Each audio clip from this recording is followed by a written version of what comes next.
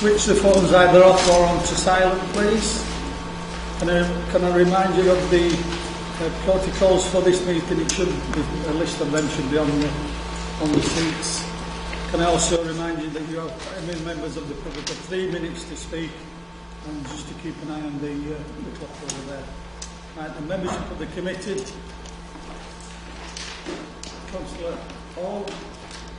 We've got Councillor Fathers today. Thank you. Everyone else is printed. Thank you. Minutes of previous meeting then. Can we agree them as a true record? They need to be noted. Thank you. Interest in lobbying then. Can we go round the table, Councillor Pinner? Thank you, Chair. I've been lobbied quite a long time ago on application number 19, no advice given. Can I just say we have a blanket lobby on item 16? That's from Councillor. Oh, of course, yeah. I'm sorry, that's not included. Right, Councillor Wilson. Item 16. Thank you, Councillor Taylor. Item 15 and item 16, Chair. Item 15 and item 16. Councillor Taylor. Did you get just 16? Councillor Akhtar. Thank you, Councillor Hall. 15 and 16. Thank you, Councillor Taylor. Page 77, 87, 107, we'll advice given, Chair. Thank you, Councillor Scott. Item 16. And I've been lobbying on 16 and 17. Thank you.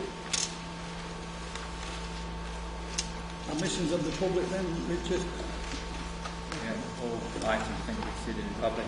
Thank you. Deputations or petitions, anyone? None received, Chair. Public question time is no public question time. Site visits were carried out this morning to all the sites. It's actually in here. Can we start on local planning appeals then, please? Item 12. Thank you, Chair. I'm Julia Stedman, Team Leader in Development Management. As you can see on page 9 of the agenda, there are 5 appeals which have been reported. All of those were officer decisions and all of them were dismissed. One of them related to an enforcement case where the listed building enforcement notice has also been upheld. Thank you, Chair. Thank you. Is there any comments on that? Yes, Chair, what a good record. 5 out of 5. Okay, then they're to be noted. Thank you. Item 13 then, that's tree work application 2079427. You want to introduce yourself? Yeah, I'm the chair of the car, and this occasion has been brought before you today because the applicant is an employee of the council all outside of that agreement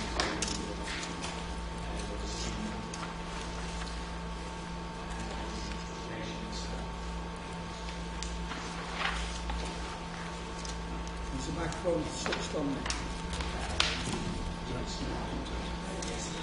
The expectation is to remove the alumni and willow trees from the side of the Bird's Edge Hill.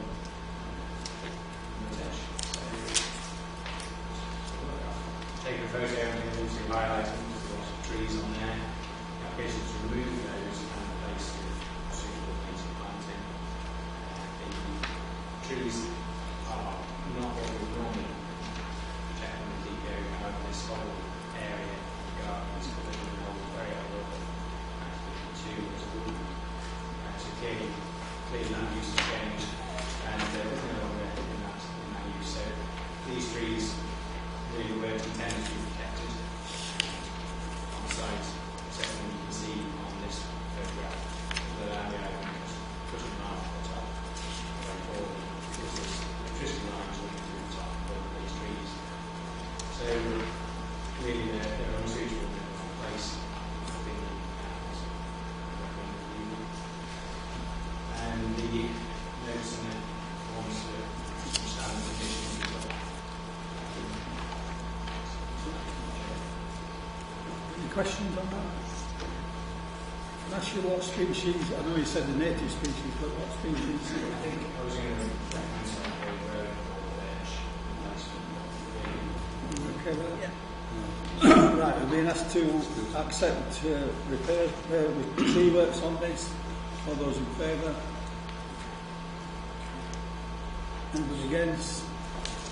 It's unanimous then. Thank you.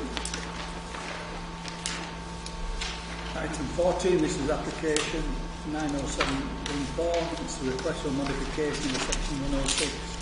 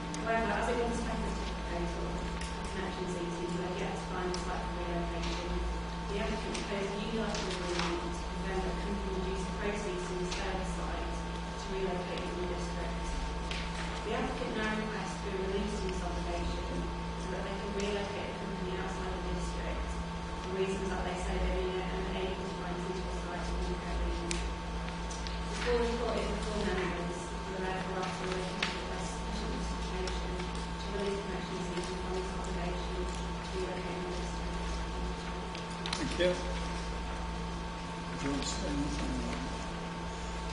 David Story, Mr. O'Sullivan, please.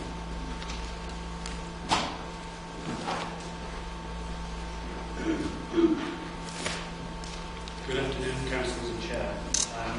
For over 2 years, agencies have been actively looking for alternative premises in Kirklees. Used many companies in search, Michael Steele, Opaque Phillips, Edison, Savills, and David Story, our plan consultant, has also brought a number of opportunities to us which have been completed in the market.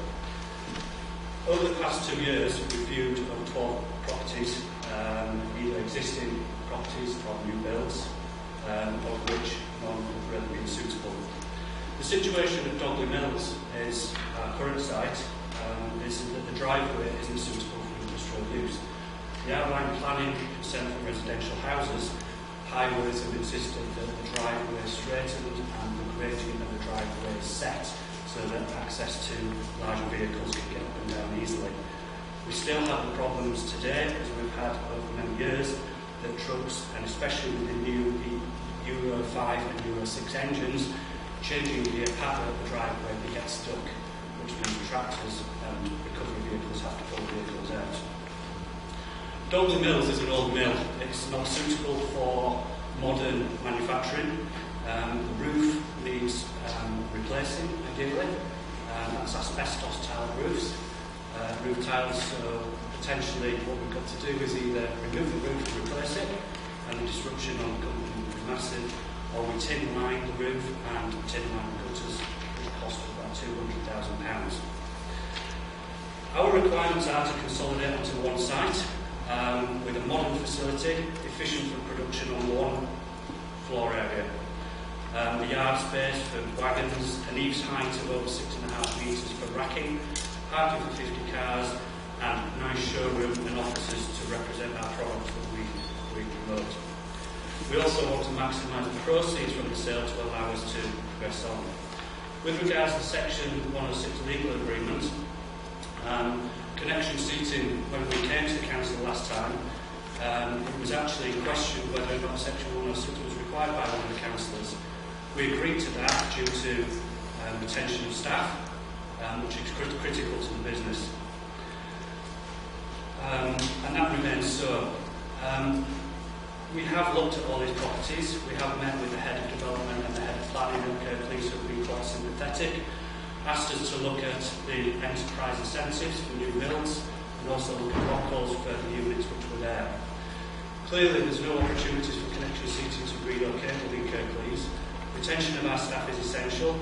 We have the desire and ambition to grow, but we're now at the point where opportunities have been turned down.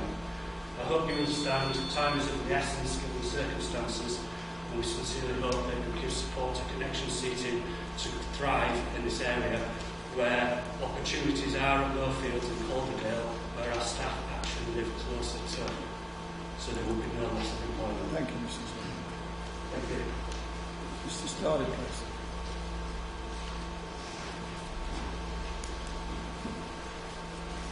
Thank you, Chair, members. My name is David Story, I'm the Town Planner, speaking on behalf of the applicant. I've been involved in this site since around 2013. Pre-application, we identified the need for them to look for alternative premises.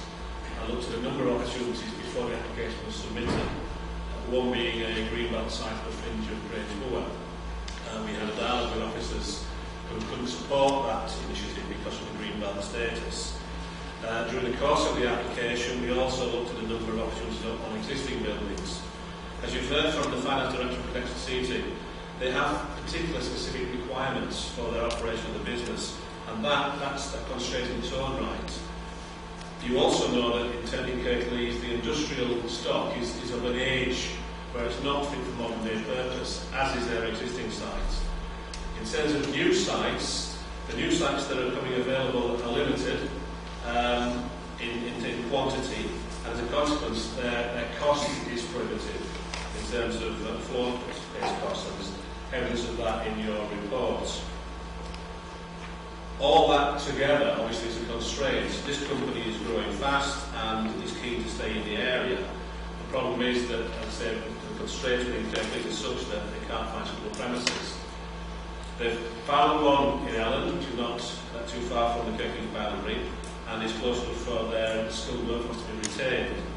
In a planning context, the policy before arguments that the officer explained, it's clear that the existing site is not fit for purpose. They need the funds from the relocation to assist in that. In terms of emerging policy, if I can draw your attention to paragraph 11.1 of the conclusion of the report, emerging policy doesn't carry forward policy B4. It seeks to promote and protect priority employment areas. This site is not an identified priority employment area. So if we were coming to you today with an application, we wouldn't be going through the policy B4 test.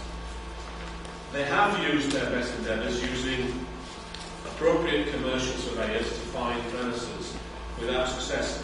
We actually offered the undertaking at some of the application because their desire was to stay in Kirklees. Sadly, the harsh reality is that's not possible, and that's the reason why we stand before you today to ask you to release it from that Section 106. The workforce will be retained within Kirklees, they've just been working in Ireland. Thank you, Chair. Thank you.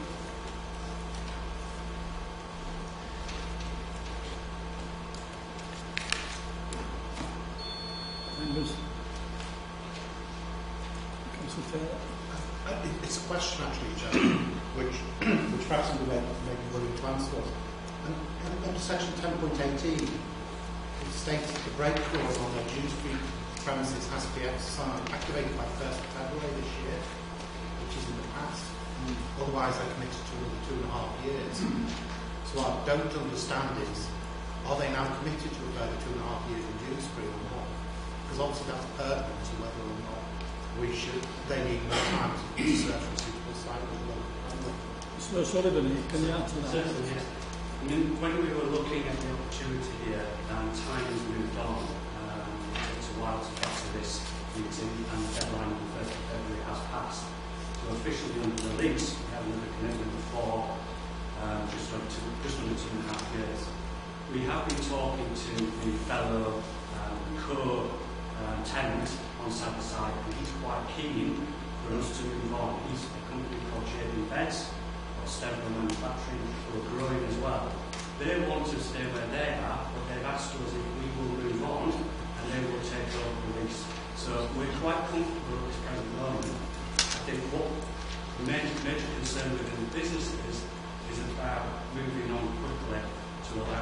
I think you've answered that question Yes, as well. okay. So that's okay. Thank you. Thank you. Is there any further comments? Councillor Scott? It's more of a comment rather than a question. I'm deeply disappointed with this one because we struggled in the first place regarding this application, but what it was weighted towards was retaining the business in Kirklees. So on that merit there alone, I'm recommending refusal of this releasing from this. So that was where I'm at with it because we wanted to retain them in Kirklees. Councillor McKinney? Yes, thank you, Chair. I agree with Councillor Scott to the extent that it is disappointing that they haven't been able to find a site in Kirklees, but it is well known that Kirklees has a problem in terms of the available sites that we've got, and I suspect that the ones that would be new build would take too long to come on stream so that they could use them. And clearly, we've heard that there is a pressure, not so much on the Dudley Mill site, but on the other one, for them to move on. I would go along with the officer's recommendation a bit reluctantly, I admit, because like Councillor Scott, I would like firms to retain premises within the borough, but one has got to be realistic about this, I think.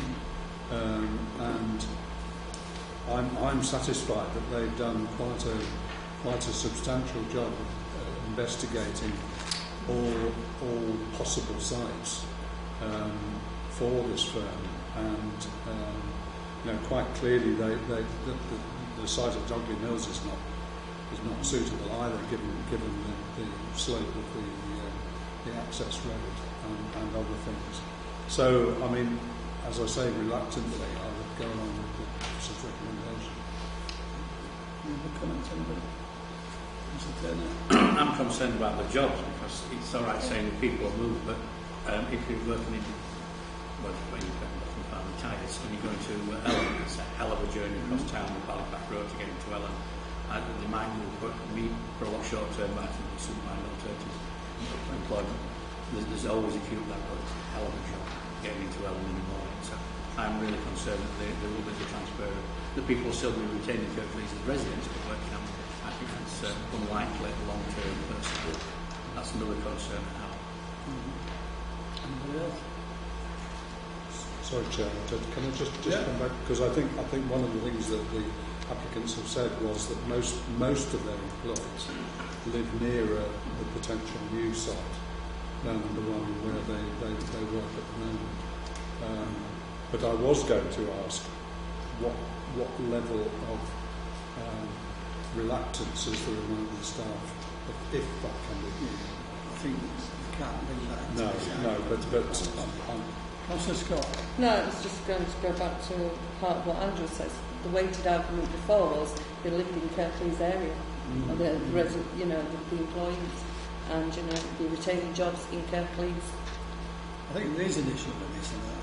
It is about what is the point of putting these conditions on in the first place, going through all the sort of issues that we do go through to accept these, and then developers, whatever you want to call it, whether it's just an individual developer wanting to change the goalposts at the end of the term, if you like. And I think these also, I expect you to say this, but we may or may not lose some business rate on this as well if we don't ensure that this is coming back into Kirklees. So there is a reluctance on my behalf as well as to whether we should be changing this condition. But if there's no more speakers, we certainly need a second to Councillor Scott's actual recommendation. I'll second it, Chair. Now that's to actually stick to the original conditions and not allow this change of condition. So are we happy to go for that vote on that? Okay then. Right, well, this is for to go against officer's recommendation. and this is to ensure that that condition is maintained in its entirety. Okay. All those in favour? 7-4. Anybody against? 2. Right. Application is dismissed. Thank you. Move on to item 16. This is planning application and change of use addresses. This is 93714.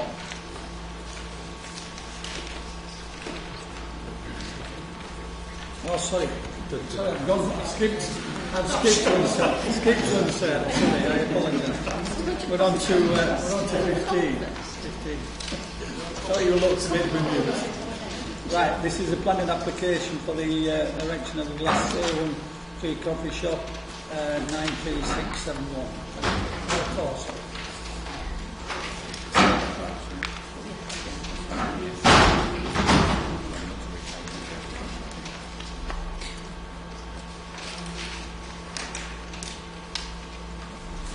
Thank you, Chair.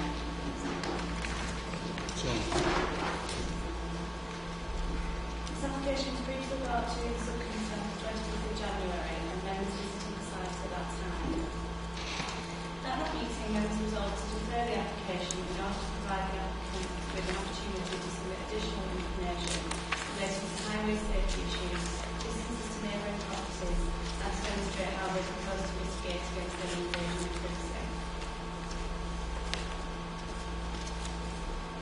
In terms of the impact on residential community, following the referral of the application to the committee, the applicant submitted a block plan which demonstrates the distances to neighbouring properties at 3 Journey Lane and 26 Albion Street.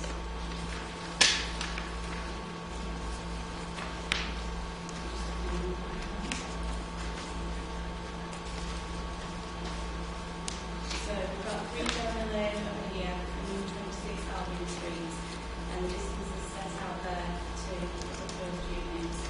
The plan shows a distance of 17.8 metres and 16.4 metres from the middle of the curved window here, in a section to the midpoint of the facing front elevation of 26 Albion Street. And also shown are the distances of 17.6 metres and 19.7 metres from the middle of the curved window to the nearest window of front elevation of 3 Journey Lane, nearest part of the curved window. These distances are similar to those reported at the last meeting, approximately 17 metres from the proposed coffee shop to the nearest houses on the opposite side of Albion Street and Journey Lane. Just zoom out and show you the section here, which indicates the scale of the proposed unit in relation to neighbouring properties. The amended plans also indicate detailed screening measures for the curved window with the use of obscure glazing between 500 and 1800 metres high. It is recommended that this is controlled by condition. And this relates to this element here, as the curved window on the corner. Given the separation distances to neighbouring properties that I've just described and the scale of the proposal relative to neighbouring properties, often is considered that there will be no detrimental overlooking, overshadowing or overbearing impact as a result of the development. With respect to highway safety matters, a second memo has been submitted to address concerns regarding congestion of the site. The content of this is set out within the update and includes the results of traffic surveys of the retail park. A series of mitigation measures have been set out which include improvements to the radius at the site entrance and amendments to the layout of the car park. Officers consider that these should be secured by condition. My colleague from Highways Development Management can elaborate further on that.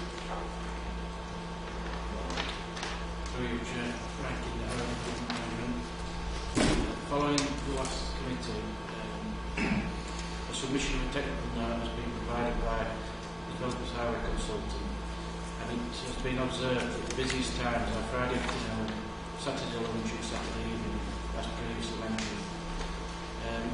The queuing of traffic to the McDonald's drive-through is mostly contained in the car park with the occasional breach onto Albion Street. However, this development is not considered to worsen the potential situation. In light of that, anyway, they are proposing some remedial measures to the internal layout of the car park.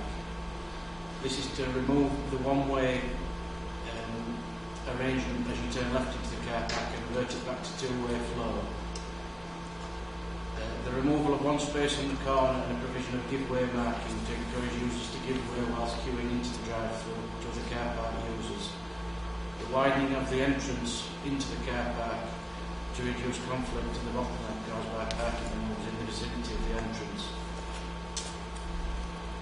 Thank you, Chair. Thank you. All aspects of the design of the proposed unit are considered to be acceptable as set out at the last meeting.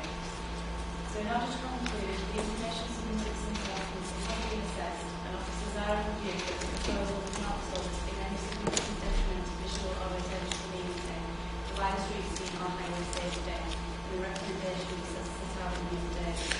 Thank you, Chair. Mr. Ahmed, please.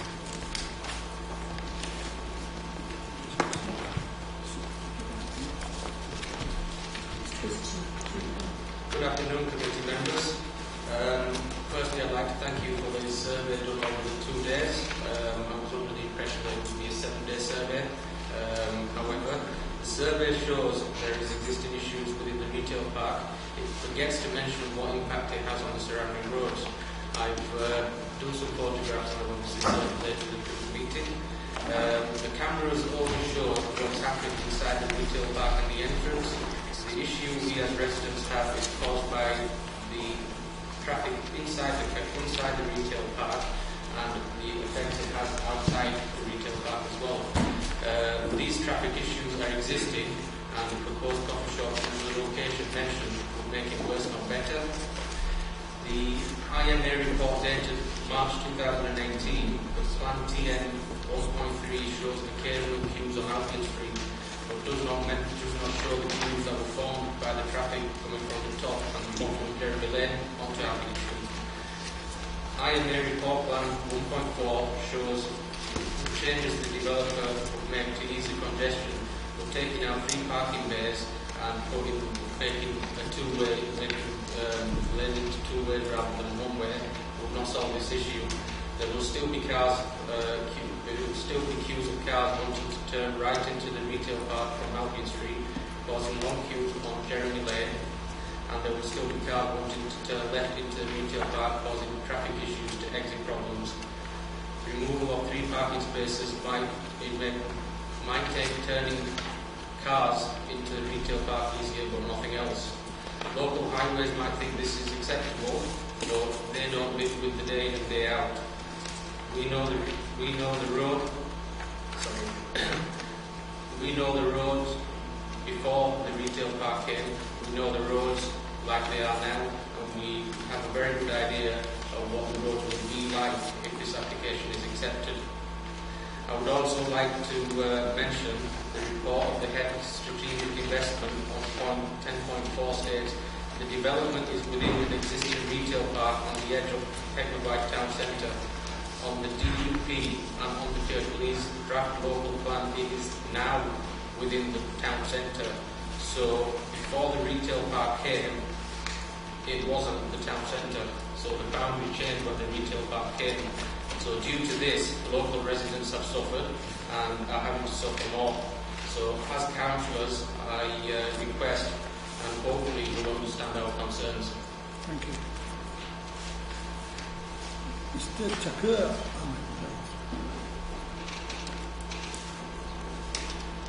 Good afternoon. 3 main points I'd like to raise. Firstly, the distance from the proposed development site and its extreme close proximity to our residential properties, namely 3 Jeremy Lane and 26 Albion Street, both of which are the closest. I've personally been out and measured the distance from our boundary wall at 3 Jeremy Lane to the boundary wall of the proposed building, and it's approximately 15.7 metres, whereas the developer has given a measurement of 18.4 metres. On the same accord, the distance from the boundary wall of 26 Albion Street to the boundary of the proposed building is 14.5 metres, according to my measurements, yet the proposal states that it's 17.8 metres from the corner of the proposed building, and from the shortest point it's actually 16.4 metres. These measurements provided by the developers, as you can see, are grossly misleading and obviously have been taken and presented in a biased way to make planning application more favourable for them. Living within such extreme close proximity to where this proposed building would be erected sinks my heart, because not only will the increased traffic and noise cause even more problems, but the overwhelming new presence of such a building, less than a stone throw away, directly in front of our home, will restrict our view. It will also be a gross encroachment of our privacy. Second point I'd like to raise is the concern for road safety of pedestrians, especially children. There are 3 main mosques situated within 400-metre radius of the proposed development. These mosques run evening classes for children between the hours of 4:30 p.m. and 7:30 p.m. and that's through peak traffic time. Children cross these already busy roads. I have 3 children who use an already busy Jeremy Lane and Albion Street at this peak time to access these mosques. An added popular site like Costa on such a location will increase the dangers of the road safety for our children. Thirdly, noise nuisance. McDonald's opening times already exist from 5 a.m. to 12 midnight. And hand on heart, I can tell you that the noise nuisance, especially late at night, gets unbearable sometimes. An added coffee shop like Costa will increase that, especially with the summer months coming up. We will get all the local youth congregating outside, drinking, socialising, shouting, fighting, generally creating havoc late into the evening, not forgetting to mention the boy racers and over-enthusiastic bikers who use the retail car park as a racing ground. And until now... Draw to a close, please, Mr. Amick. Sorry? Draw to a close, please. Police and council and McDonald's have up until now not been able to do anything about that, so it will only increase the problem, and we feel totally helpless at times, really. Thank you. Take your seat. Thank you. Thank you. Abby Joffa, please.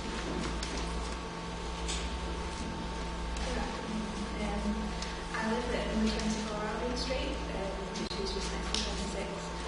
I've lived there since I was 18 months old, and I absolutely love Shendwick. And I really do want to develop it as a town and get business in. But it's just the location of it. It's the fact that since I've lived there, the traffic on that street has increased tenfold, maybe even more since McDonald's and everybody else has been there. I just have concerns for increased traffic, for the fact that the seating area is going to be right opposite my garden. I already don't really sit outside my property anymore. Before the development was there, we used to be outside all the time, and now, because I feel like I'm being stared at, because they'll sit with their traffic, with their headlights on at my property as it is. I feel like I've lost all privacy. I sit in my house with my curtains closed constantly. I just feel with the coffee shop there, with the seating area just outside my garden, it's just going to reduce my privacy even more. And like I said, I'm constantly it takes me 5 minutes sometimes to pull away from outside my house because the traffic is so bad at times.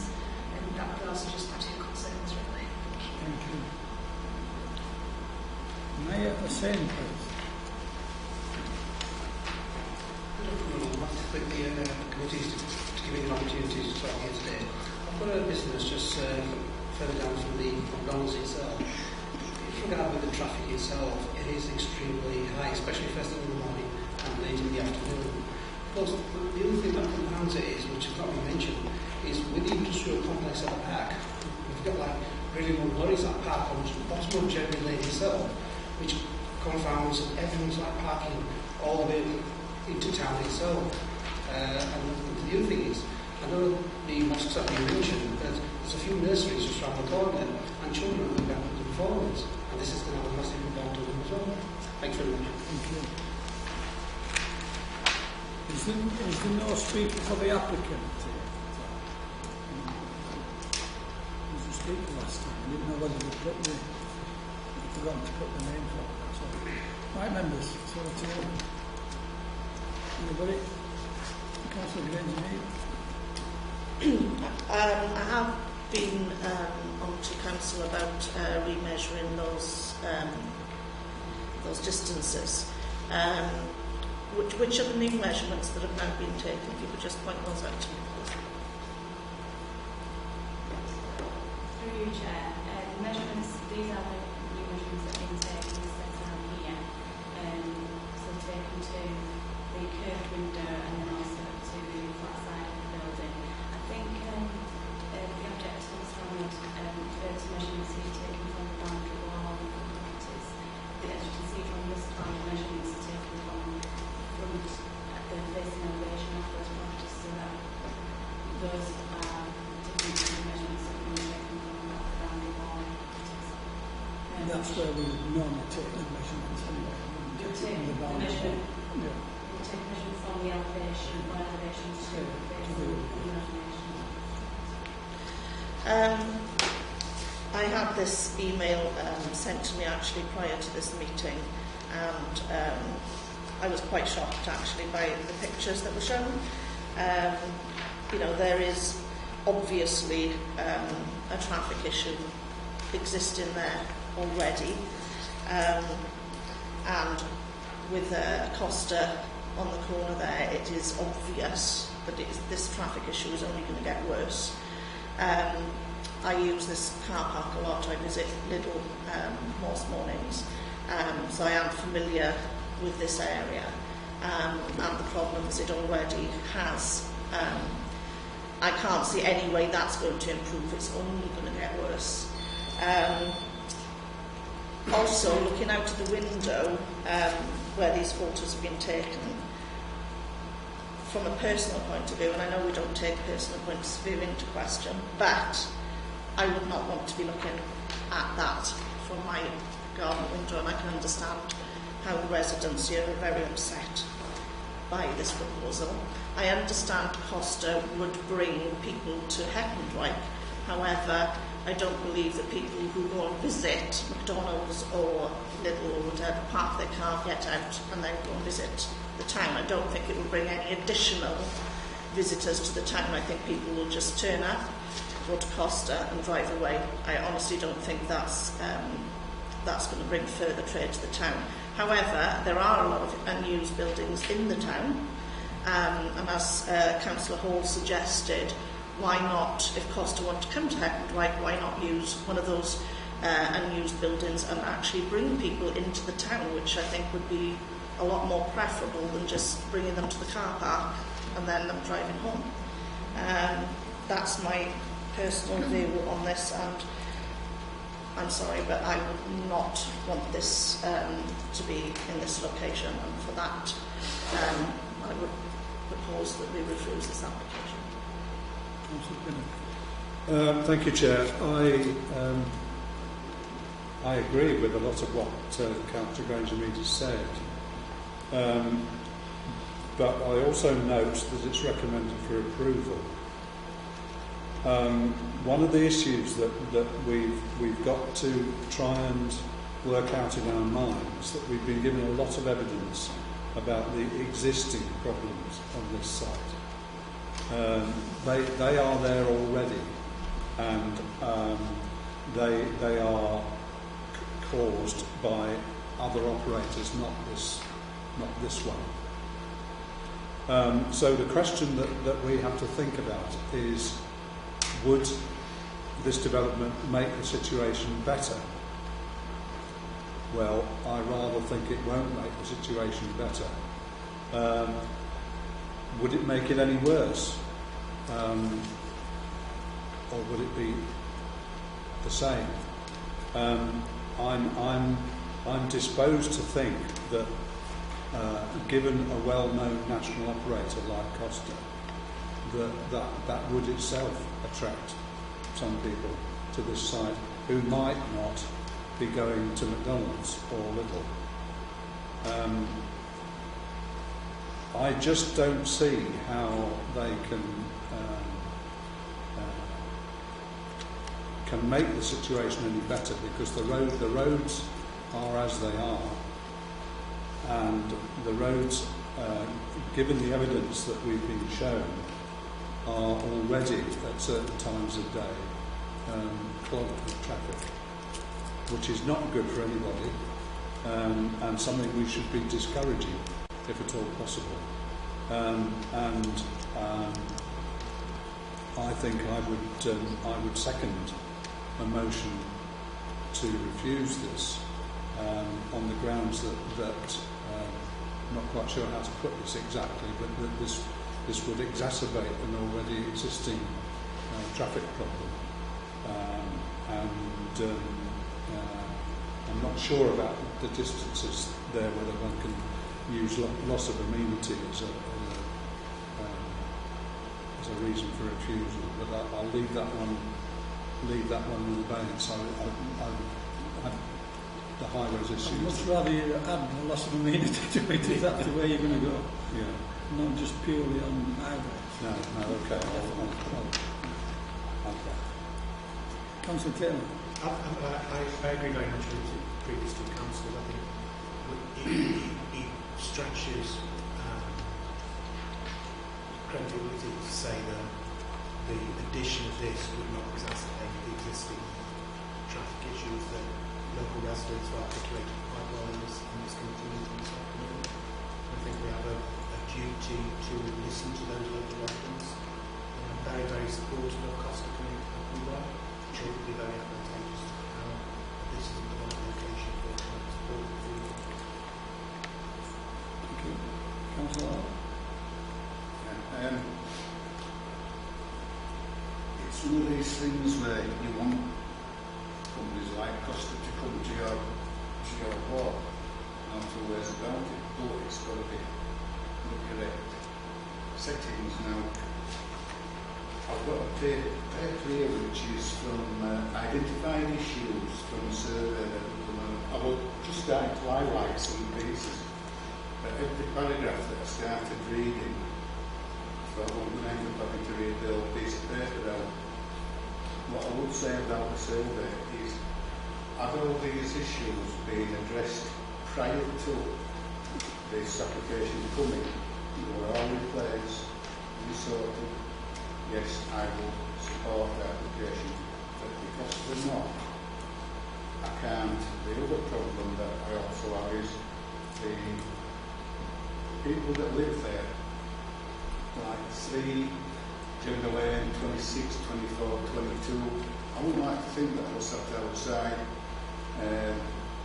one of these peculiar days where we do actually get sunshine, trying to have a drink or whatever, have a natter with neighbours, and you're constantly being watched by people sat outside the Costa.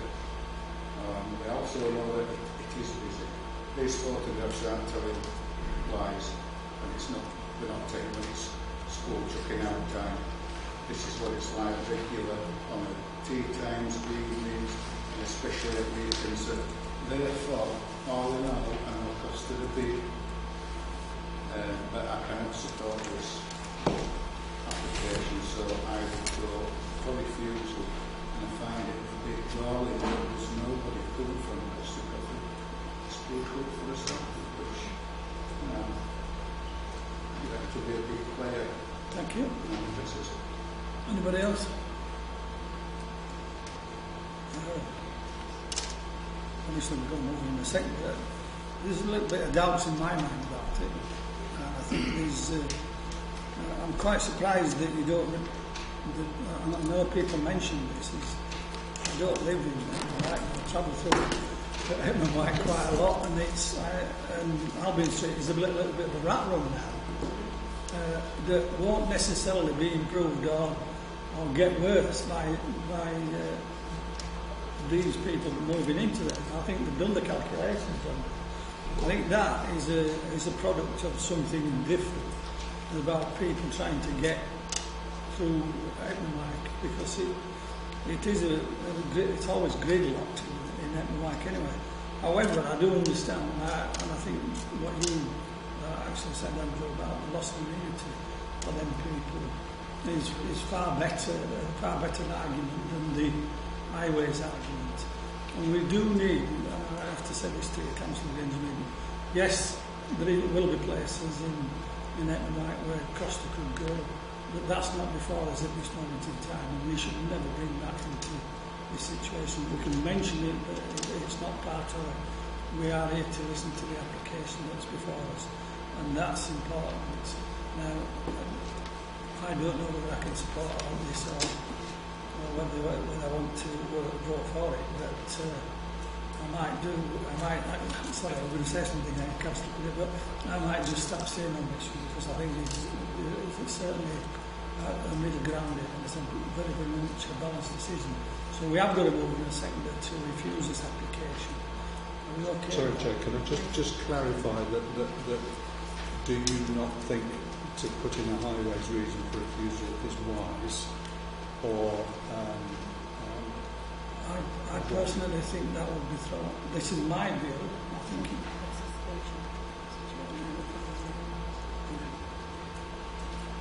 don't you just elaborate on that? Through you, Chair, like I said, from the discussion and things that have taken place, like I said, one of the concerns raised earlier was the Chair's about exacerbating the existing traffic problem, but I think you do need to be expanded more on what the actual problem is. Like I said, we accept in terms of the photographs that we've been submitted, but it's, like I said, in terms of the report itself, it's whether this is actually going to make that situation worse. John, do you want to make the comments? Through you, Chair, the applicant has submitted traffic generation figures, and I did mention it at the previous committee, but just to refer back to that, they have suggested that this development will only generate at the peak hour one additional vehicle every 4 months, to give you a feel for it. Thank you. I think it will exacerbate whether we accept that information in its entirety or not. I think it will do that. But I just still think we look at the loss of amenities and then properties, what Council always raised. I think that's more of an issue for us, and it's something that we can possibly support. Just through you, Chair, like I said, one of the discussions earlier on was about the loss of the amenity space in terms of people sat out in the front garden. All I would say from that side of things is that it is already fronted onto the public highway, so it's already open for, it's not a private amenity space, for example, it's not at the back of the property. So I think it just once again just fully clarifying what is meant by that amenity concern there. Like I say, in terms of the distances to the windows, we've set out distances there, and then the applicant has also proposed the obscure glazing as well. So once again, it's just clarifying what is meant by that. It's an imposition, isn't it? Of a structure at the front of their properties. If that's not a loss of amenity, I don't know what is. I'm just trying to. So are you thinking more about the actual bulk of the building itself? Yes. So in terms of the actual structure as opposed to the... We covered most of the parts previously, and the answers have come back about the measurements. It's predominantly about that building and its relationship to the properties. And it could be the bulk. We have to. John, did you want to say something? I just wanted to make a comment about the actual elevation of the property and how prominent it was, the development, in relation to the properties, and that possibly even with fencing, you could not ameliorate that. It would be, it's almost an insurmountable issue, just given the height of the actual. Can I just ask the principal officer what the other things are? Thank you, Chair. Vice Chairman, Development Management. It is a balanced issue that you're arriving at, isn't it, Chair? And I think there are impacts in relation to the neighbours, which the committee have got concerns with, but they are finely balanced, and then the benefits, it is a town centre location, so the highway issue, I don't think stands on immunity. It might be sensible for us to take this issue away and discuss it if you want us to look at if there is any further mitigation, because you asked us last time to go away and and look at the relationship. On different things, yes. And there's a condition for privacy on materials. So we can take that away and pick up this third issue. Personally, I have to say this, I don't want this coming back as an appeal that we've lost. I think we need to just have another view of this. And I understand it's your one, Council Hall, and I understand that. And I'm sympathetic to the objectors as well. But we really have got to have all these covered, everything covered. So I know we've got to move with Councillor Scott, you're going to have to retract it. You're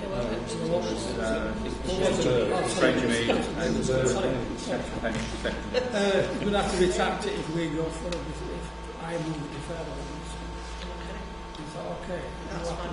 I'll detract. Is that okay? Who's seconding that? It was me. Are you going to second my deferral? Yeah, all right. Yes, I will. Yeah, about amenity, to look at them. Okay, so that's been moved and seconded to defer that, and it's purely on amenity.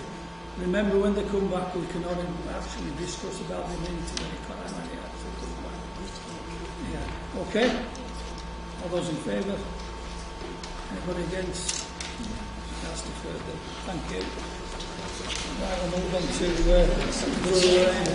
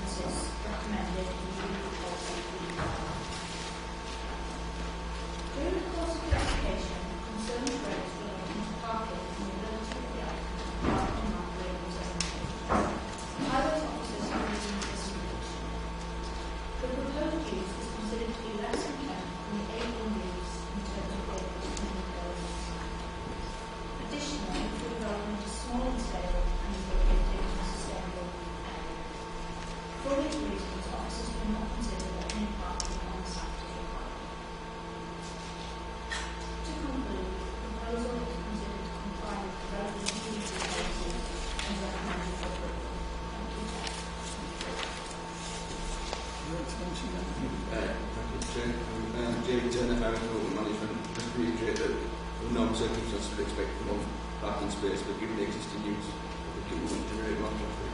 So no, that's the agreement. There's no speakers on this. Members? John? Are you indicating? Move to accept officers' recommendation. Second. No other comments on that. I think we did the site visit and we understand everything that's before us last time. Right, we're going to move on second to accept officers' recommendation. All those in favour? Somebody against? That should. Sorry, did you indicate? Abstain. Right, the application is approved then. Thank you. Is the fence going on property? Agenda item 17, consideration of 5 dwellings. parking at 4950 Huddersfield Road, application number 92504. Thank you. The site is an open area greenfield and area 49 Huddersfield Road, Scotland. It's part of a wide allocation to the development line, which is needs and the site is owned by properties of consideration laws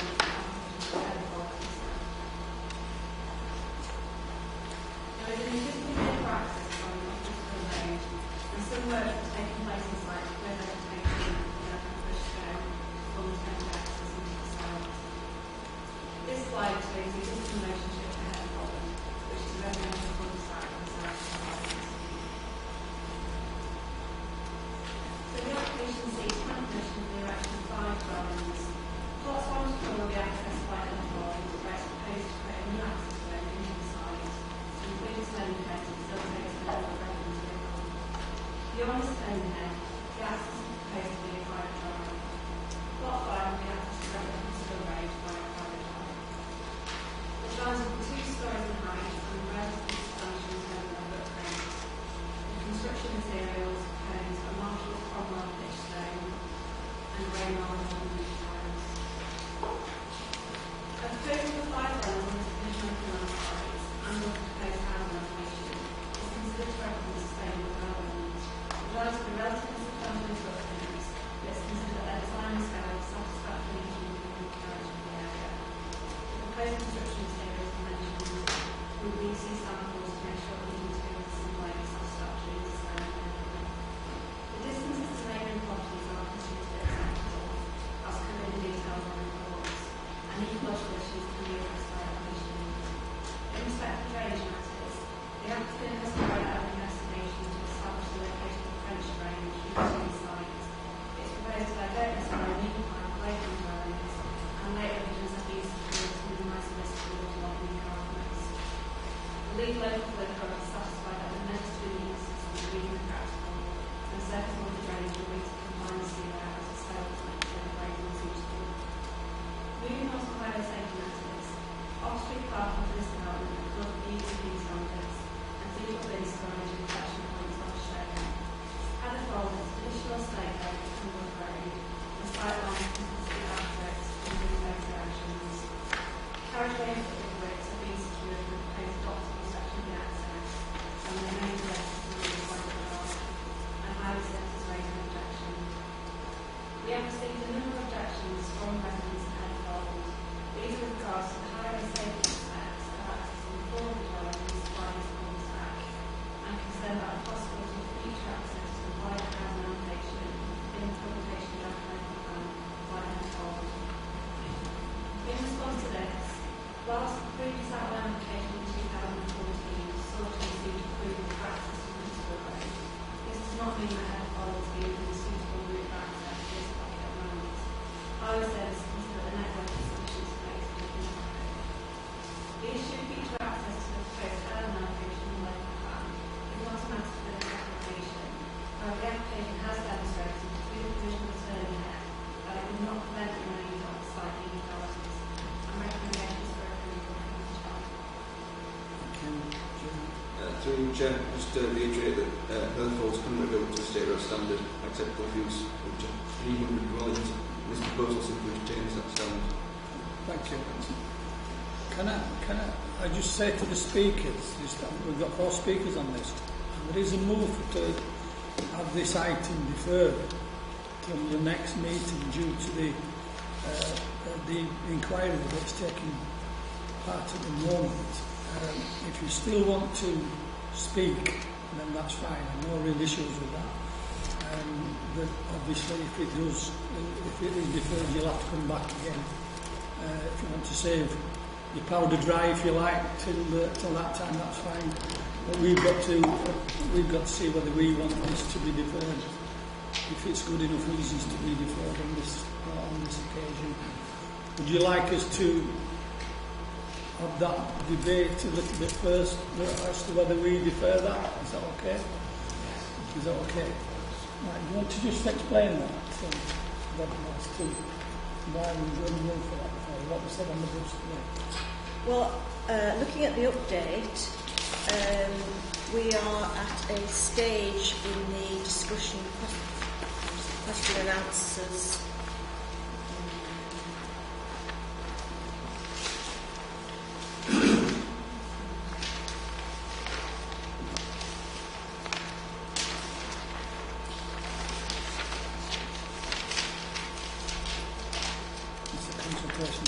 Here we are, yes, sorry. It's the matters, issues and questions at stage 4 hearings of the Kirklees rural sub-area, and the inspector has raised a question of whether housing allocation at this particular site can be developed without accessing the southern strip, which is within the green belt. So the inspector has asked various questions, and that matter is not yet resolved. So this committee wants to think about whether going ahead with this proposal will stymie future development of this particular plot H502. We are only deferring. It's not, if you agree with deferral, it's not a refusal. It's merely putting it on until this stage has been fully aired in public. Is that what you would have said, Councillor? It would, but she's far more eloquent than I am, as you well know.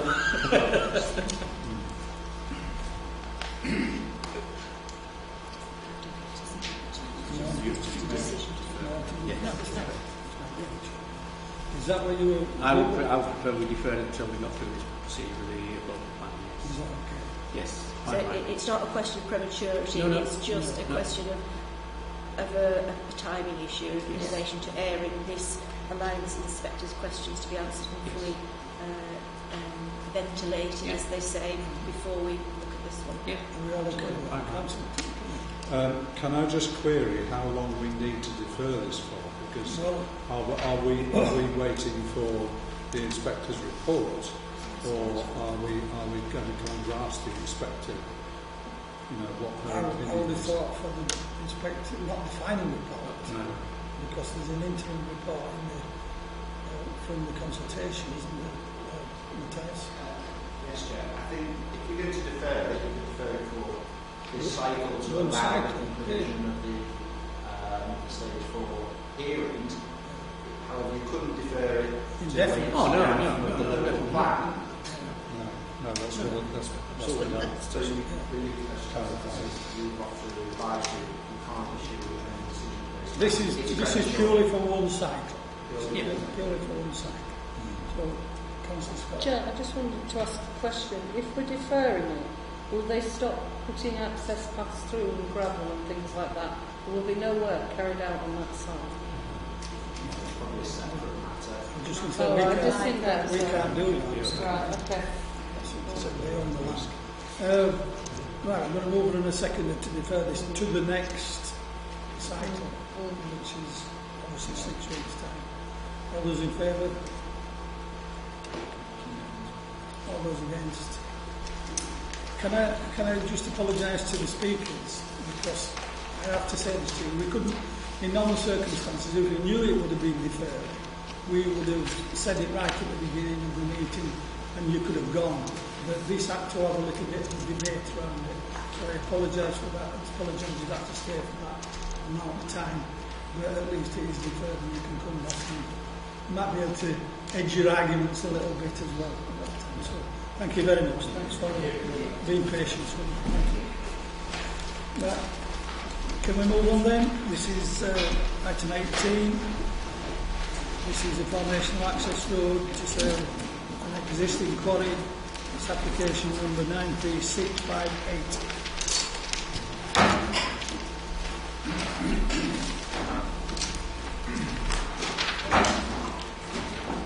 Thank you, Chair. My name is Glenn Wakefield.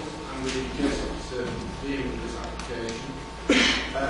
Members will recall from today's site visit that this site is located on the periphery of Dale to the north of the railway station. You look at the aerial photograph on the screen there. This is the railway station here, and this is the site just here. The application site is an existing track. It's public right of way. It's hard the existing quarry, which, as you can see, is to the north of the application site here.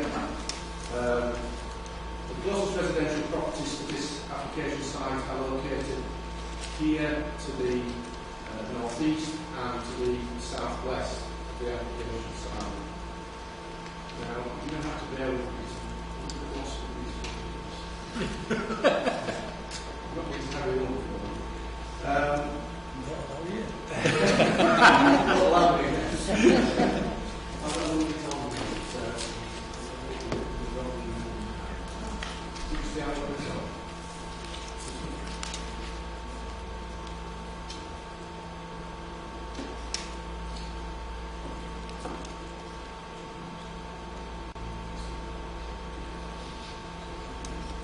Should have gone for the walk, then you might have found out where we're going.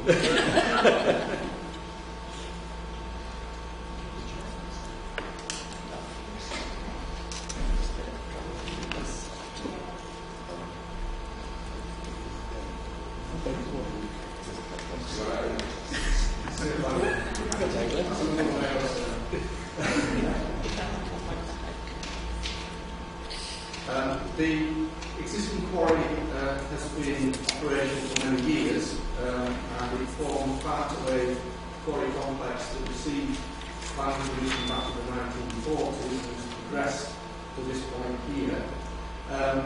It has, in recent years, been accessed via this haul road that adjoins Barnsley Road here, and serves another quarry which is under restoration at the moment, and the council's household waste recycling facility.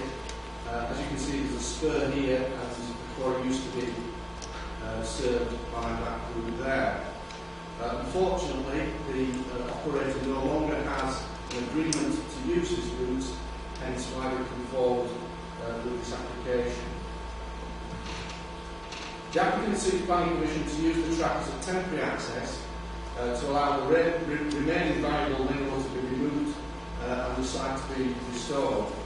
The applicant has estimated that the export of mineral should take approximately 12 months, but has requested that they be able to use this access for a period of 5 years in order to allow some flexibility and to allow restoration and aftercare after the extraction is complete.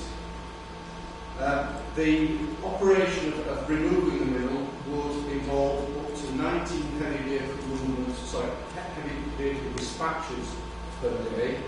The applicant has indicated that they would operate this by 2 vehicles coming to the site in tandem, going into the site, being loaded, and then coming out of the site together. And this would typically involve an arrival and a dispatch every hour. The operator has indicated that whenever heavy vehicles are wanting to get into the site or come out of the site, then banksmen would be on duty to guide the vehicles in and out of the site to mitigate any potential impacts in relation to pedestrians using the public footpath. Full assessments contained in the committee report, but I'll just briefly summarise the key issues. The site is located in the green belt. However, paragraph 90 of the NPPF indicates that mineral operations are not inappropriate developments, provided they preserve the openness of the green belt and they don't conflict with the purpose of including land within the green belt. As this development would directly serve an existing quarry, then officers consider that it constitutes minerals development. Officers consider that due to the characteristics of this proposal and the existing operations in the area, and the fact that this would be a temporary use of the track, then it would not be a detrimental impact on the green belt as a consequence. Residential properties are located close to the access where it adjoins the highway here. These are the nearest residential properties here. And there are residential properties at greater distance over here to the southwest. However, views from these properties are screened to varying degrees by existing vegetation.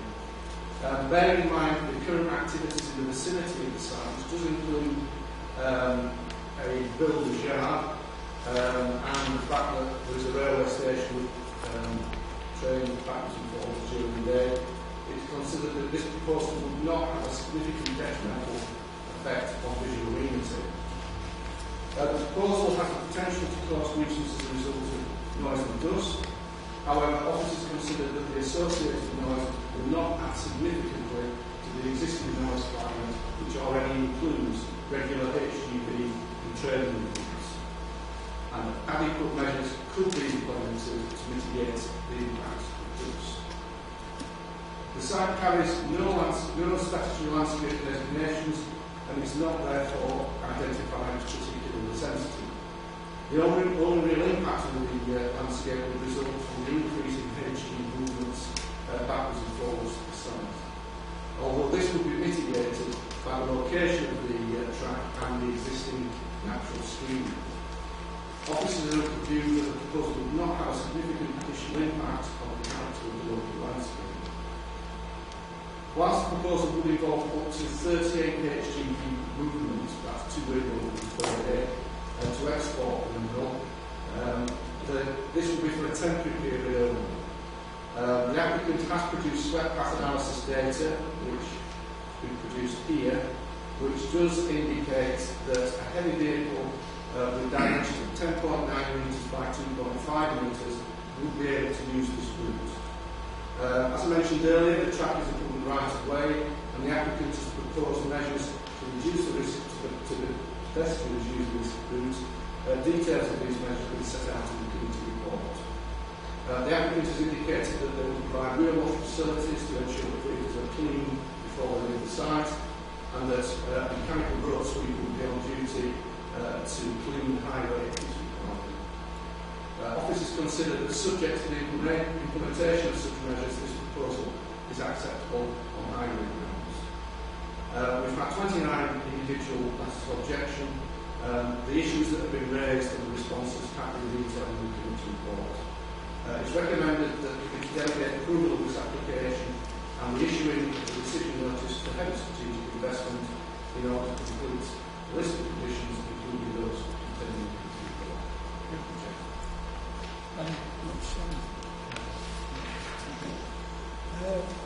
Mr. Dickinson.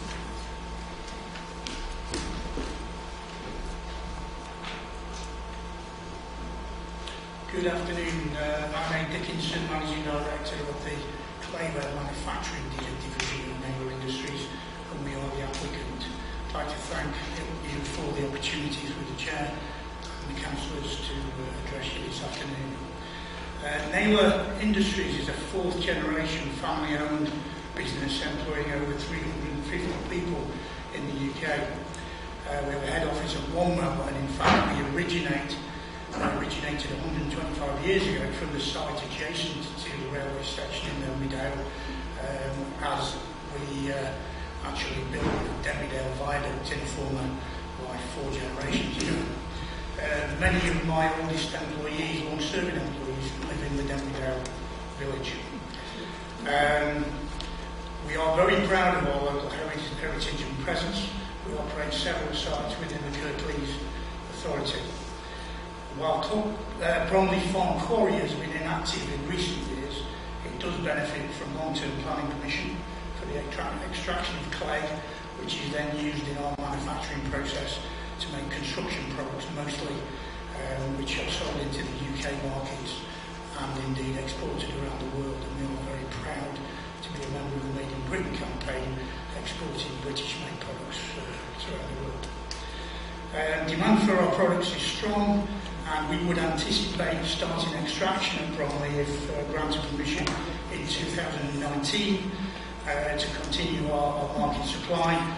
The application would secure around 4 to 7 jobs on site, about 4 to 6 jobs in terms of logistics, in moving the product from site, and actually will contribute to sustaining 120 jobs in the nearby village of Cawthorne. We are aware of the concerns raised by local residents, and we will propose that we form some kind of working committee to ensure that during activities everybody's satisfied, all objections are met, and we will work with residents to make this as painless as possible. Fully support control measures contained in the conditions, and the limit of vehicles is probably overstated. We wouldn't be operating 38 movements a day. In actual fact, the final time suggested at 4:30, we would want the product to be arriving at our Kirklees site at 4:30, so 4 o'clock is probably more realistic. We would actually deal with the safety of pedestrians by installing a system with a banksman, and that would be a proven method of keeping the operation safe. Thank you. Thank you. Members. Chair, you probably appreciate I know the site extremely well, and as the gentleman pointed out, this is a long-standing local company, and friends of mine went to school who've worked there, and their parents have worked there. It's a very much family business. It's not ideal trying to move vehicles out past an estate entrance, I get that. Having said that, Neil has so far in all this process worked really hard with various organisations, held a public meeting in Denver, so they've tried to engage with people to make this as painless as possible. It won't be total painless, I get that, but they have done all they can so far to mitigate against that. As I said, this has been a long time in coming and getting to the station. Let me tell you, there's been lots of consultation with various other bodies to get to the station. I think I'm going to move. We accept this. The only thing I would question is condition 2, because all the way through this process, Nails have said that they would anticipate being signed for 12 months, and it says 5 years. So I'm a little bit concerned that we've gone from telling residents and saying it's 12 months, and we want to push it to 5 years. I accept 12 months sometimes is a bit difficult, and I would suggest we accept this. We could move that condition to 2 years to reassure residents that they will be, in terms of quarry, it's almost a quick in and out, and I would like it to maintain that, because it does go past the entrance of the estate. But that's my own concern, that we push it to 5 years when all through the process they said there would be in effect a quick in and out of 12 months. So given a bit of leeway, I would suggest we accept that with 2 years. And that's my proposal. Thank you. Councillor Engineer. In fact, I was just virtually going to say identical to what Councillor Turner was going to say about the condition for being less than 5 years. But I have a question that may actually not be able to answer during this sitting, but I'm going to ask it anyway. The access road that was used previously, is there anything, I know that agreement is now no longer in place. Obviously you know more about the background of this than I do, and I'm just curious, I suppose, was there an issue that could be an issue on this new access road? You know, did it break something up? Is there a problem that it caused on the old access road that could now be with the new access road? I'll let you deal with it. Let me discuss it on the ownership. Yes, the new chair. The previous route is owned by another quarry operator, and Nails at least until years ago to actually use that route, which expired for whatever reason, which not being renewed. I'm not party to those negotiations. Nails have not been able to secure at least continue to use that access. The access that they are proposing to use, they actually own the lane and the bridge, it's the railway. So the issue of not being able to use it on a third access will be using the dual lines. So, I was just going to say that linking what Graham's partly touched on, the 1 year and 5 year thing, it's like if you get a quarry that says, well, it'll take us 5 years to get the minerals out, and it would put us to 25 years for it all to settle down and be dusted. Just think 5 years seems rather a long time. But one thing is that the quarries are important, quarries are, because without quarries there would always that thing, you won't get any new building. So in the main, I do support this application. Very much in favour of it. Okay. Councillor Kinnock. Thank you, Chair. Yes, I support the application as well. I have a number of questions, though. I noticed that there is a condition which talks about the bridge. Most of the stuff that's in the report seems to be about the parapet, but I just wonder whether there shouldn't be a survey on the bridge to show whether it itself can take the weights of lorries going over it. That's obviously fairly important, it seems to me. And the other, almost the first thing I looked for was wheel washing. Because we've had a site in Kirklees where we haven't got a condition about wheel washing. And mud on the road can be a great nuisance. Having walked up the track this morning, some of it was actually quite muddy. And I just wonder where the wheel washing is going to be. Is it going to be somewhere that the lorries with wheels having been washed, they then go through a load of mud, and when it comes out the other side, they're not clean? Does that mean that the lane's got to be washed as well? I know this sounds a bit pernickety, but people can get very annoyed about it. It was mentioned in the presentation, but you don't really claim it. Yes, through you, Chair. I'll try and answer questions in council. There was a structural survey carried out as part of the application process. It indicates that the bridge was capable of withstanding the weight of vehicles crossing it. There is currently a 24-ton weight limit. A recommendation has been made by Network Rail that there is a 24-ton weight limit, and I think it was to continue that condition. The wheel wash arrangements, we are going to secure via a planning condition, so we will require the details of how the operator intends to implement those facilities. What we would be looking for would be some form of hard standing within the site where the wheel wash is located, and some kind of assurance that there would be a regime in place to clean the track and the highway if it needs to come to wrong. So that would be secure by planning commission. Thank you. Councillor Lawson. Thank you, Jeff. A question and a comment, really. On condition 5, we talk about the surface of the access road, and I'm presuming that is the surface between the adopted road next to the bridge and what looks like a green lane. Is that stretch road that you're talking about? Could I ask what standard that is? Is it to adopted standard? Is it?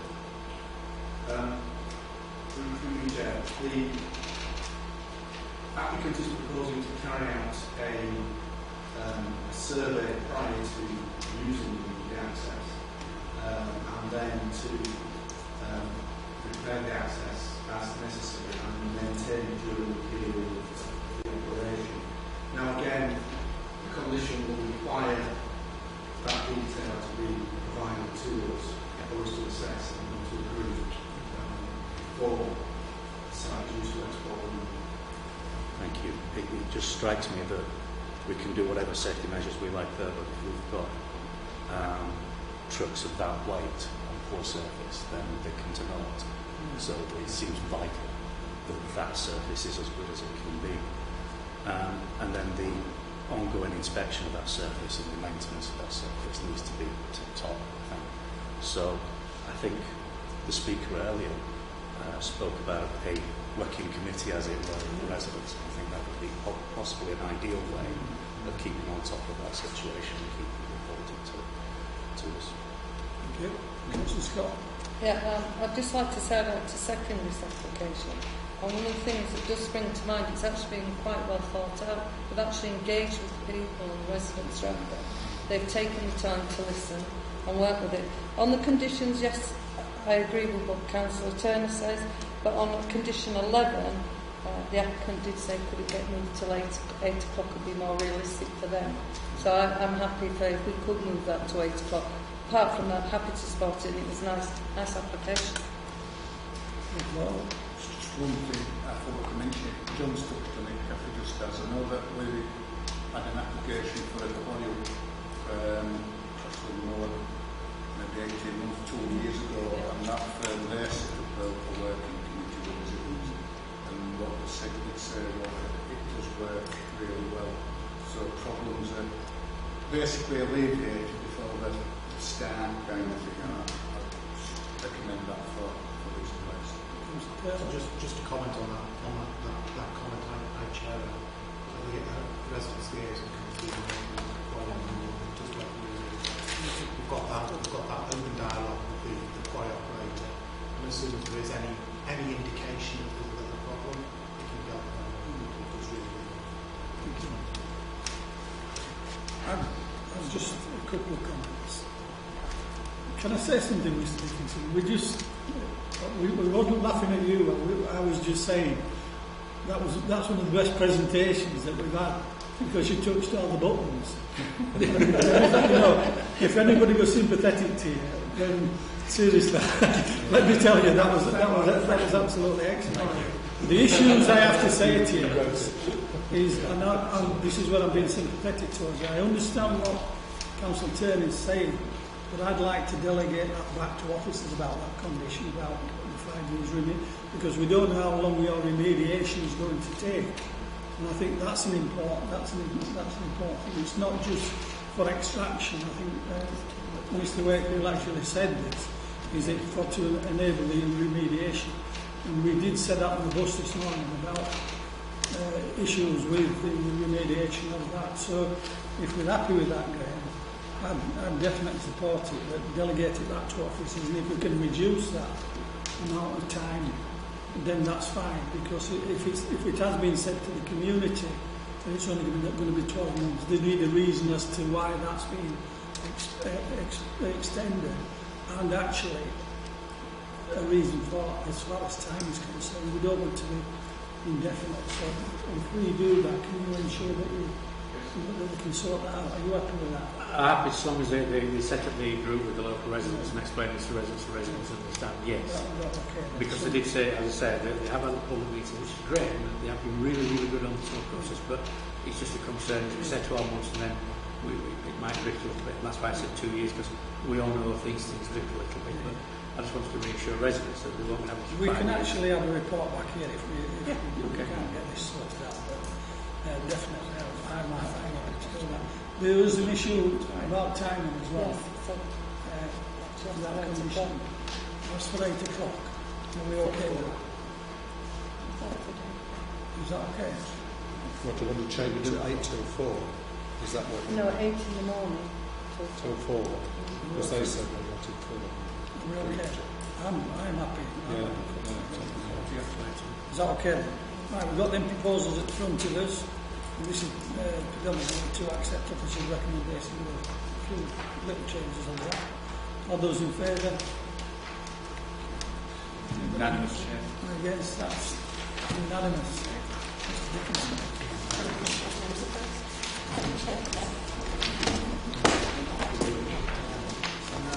So I go to page item 19. This is directions for 2 dwellings at 49 Brook Street, Kirklees. This is 90312.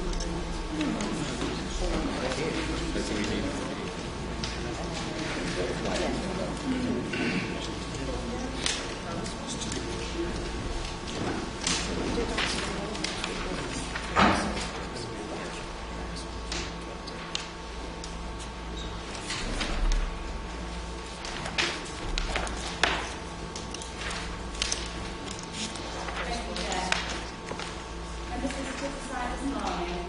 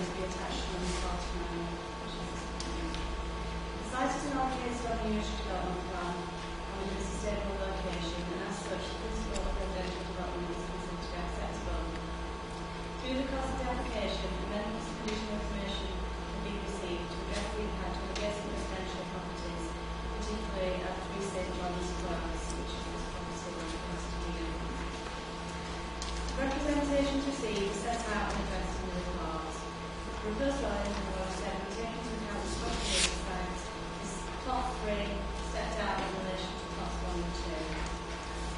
The section including the instance of plants indicates the which height of the dwelling is relative to existing development to the east and west and demonstrates that the development would not appear out of scale relative to these buildings.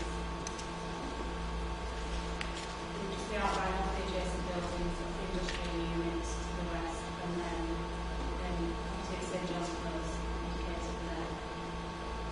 Adequate areas of proposed community space will be provided to serve each plot, providing good standard of amenity for each occupier and the viability of protected trees along the northern boundary would also be ensured.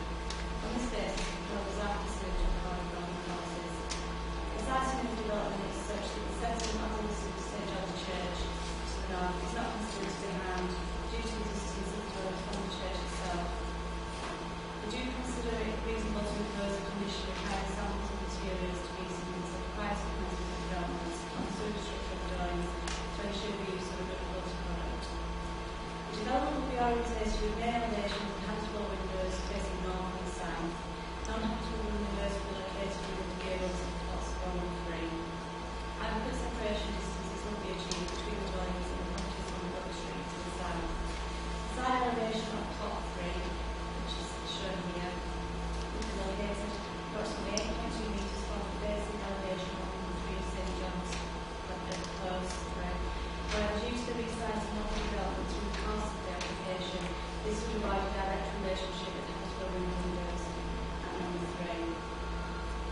The proposals include the provision of new access and private driveway in front of the streets, with adequate off-street parking provision to serve each unit. The existing dwelling in 49 and the one that I've already referred to previously in 2016.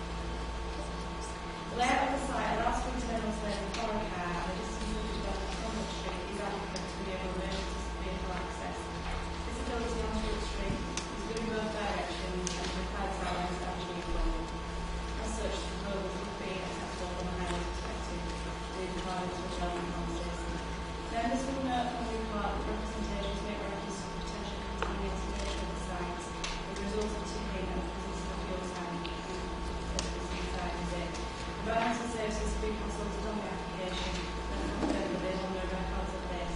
However, the site is located within 125 metres of a potentially contaminated site due to previous use of landfill. For this reason, conditions are recommended requiring the applicant to undertake site investigation works prior to commencement of development and also to assess the potential impact on the possible online website. So to summarise, the proposals are considered to be acceptable and in accordance with relevant policies, and approval is recommended as set out in the report.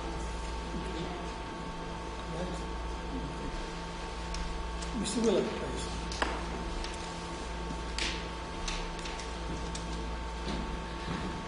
Thank you, Chair, members. My name is Nick Willock of Roberts Halstead Chartered Surveyors and Town Planners, and I'm here to represent the applicant, Mr. Hinchliffe.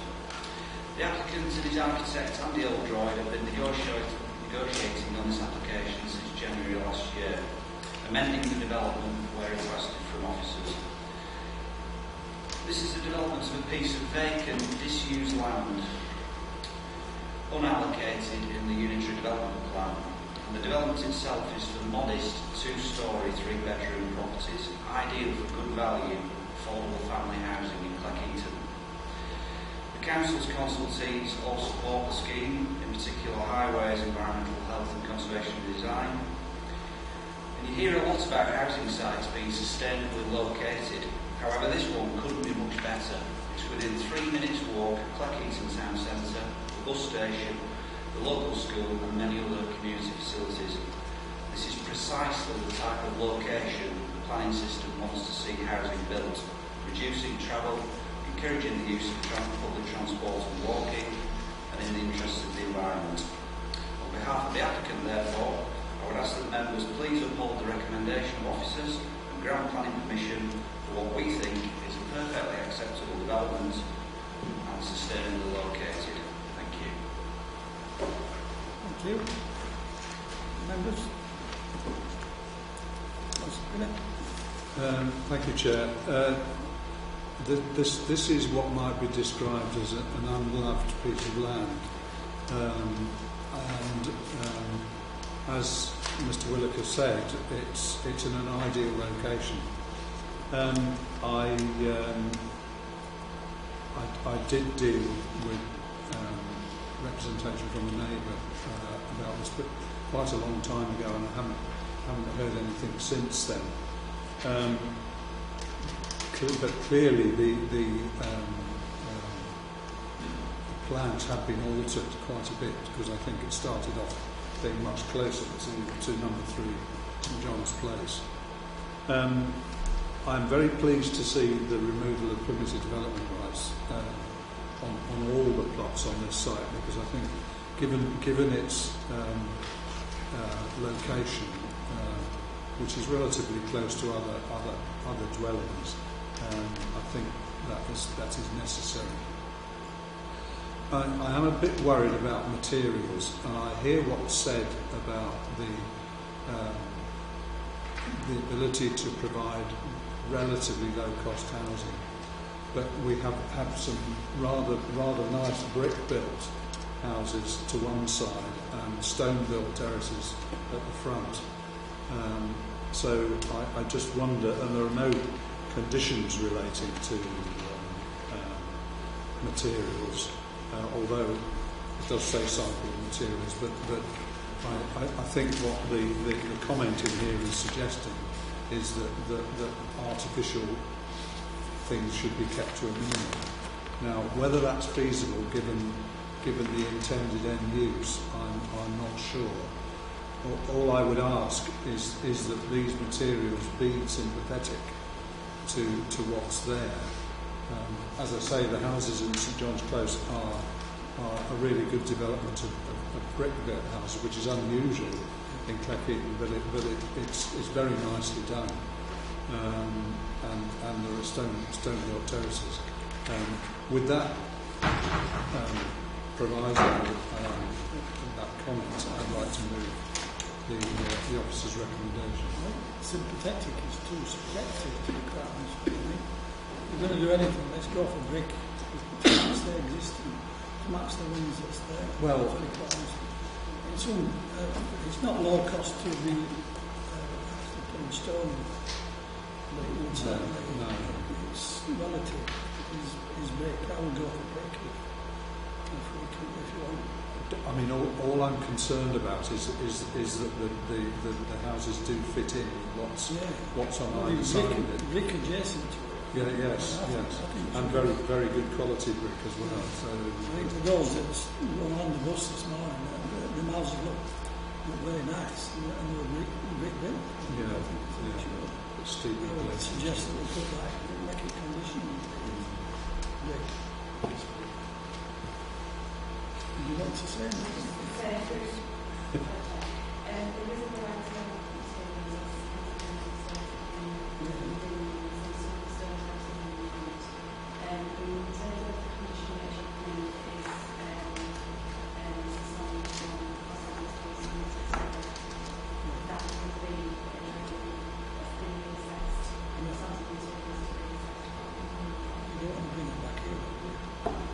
We said break, make break. Sorry, let's have the debate. Sorry, anybody else want to say anything? Sorry. Thank you. Next. No, you're okay. Mine's just a comment, really. The fact that we do get a lot of planning applications that come before us that don't have, in my opinion, enough parking spaces.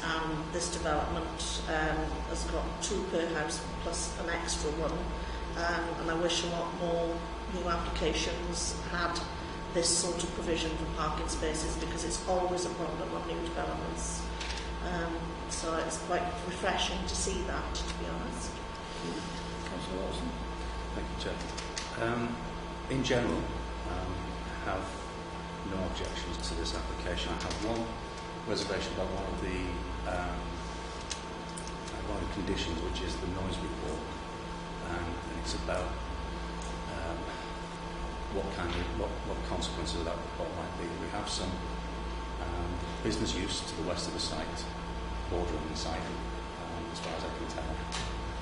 And that noise report really, to my mind, should be looking at future use of the site as well as current use.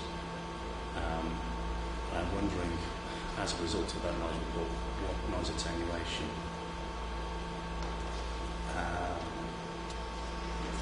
we can manage on that time space. I think through you, Chair, we can ask one of the officers there.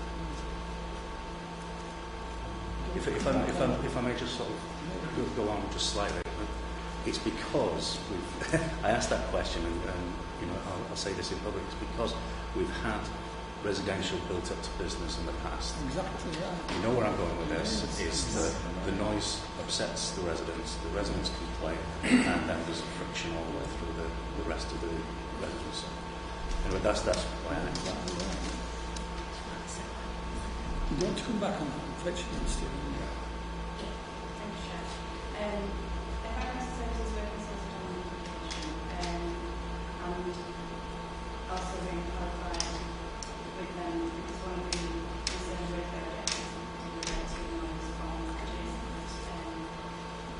industrial premises. Environmental services were satisfied that it wasn't necessarily managed to be some sort of pricing determination, and that adequate measures within the themselves could be As mitigation. Yeah.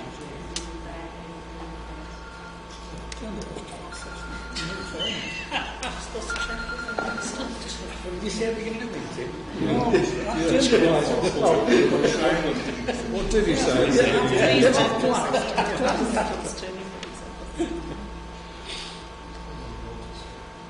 Yeah.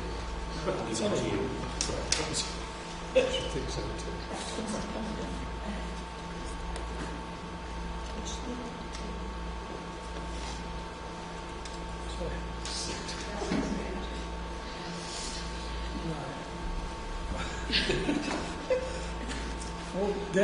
Steve,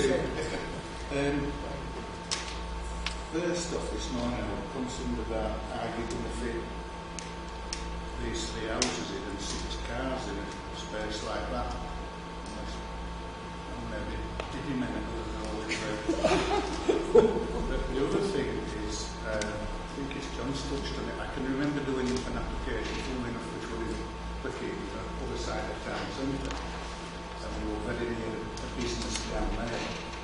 And it was talked about, you know, the noise in an area like that where you've got surrounding houses, there's some new ones just to the right. It seems a bit shut down. There's nowhere for noise to go. But noise seems to be there all the time, rattling around, and that was my concern of the size of houses, getting 6 cars in there, and the noise from the surrounding units. I think it could be a bit of a nuisance actually. I'm not living there, so I don't know what council is looking at. when people that's there, of the backup of this report, where the environment said there's no issues, so I'm quite happy with that as far as that goes. Cathy, did you? No, I'm just happy to support. Did you vote? I moved officers. I will second, knowing now that that has been said, and it's in the report. Any further noise issues then will be refer back to this report. That's good, that's fine. Now, do we want to stick with brick or? Well, it's like it's brick. So long as it's reasonable quality. Is that okay? Right, all those in favour? The minor changes in condition. Unanimous. Applications approved. Thank you. Item 20. This is our extension alteration to 48 Latham Lane, Gummersall. The application number is 93882.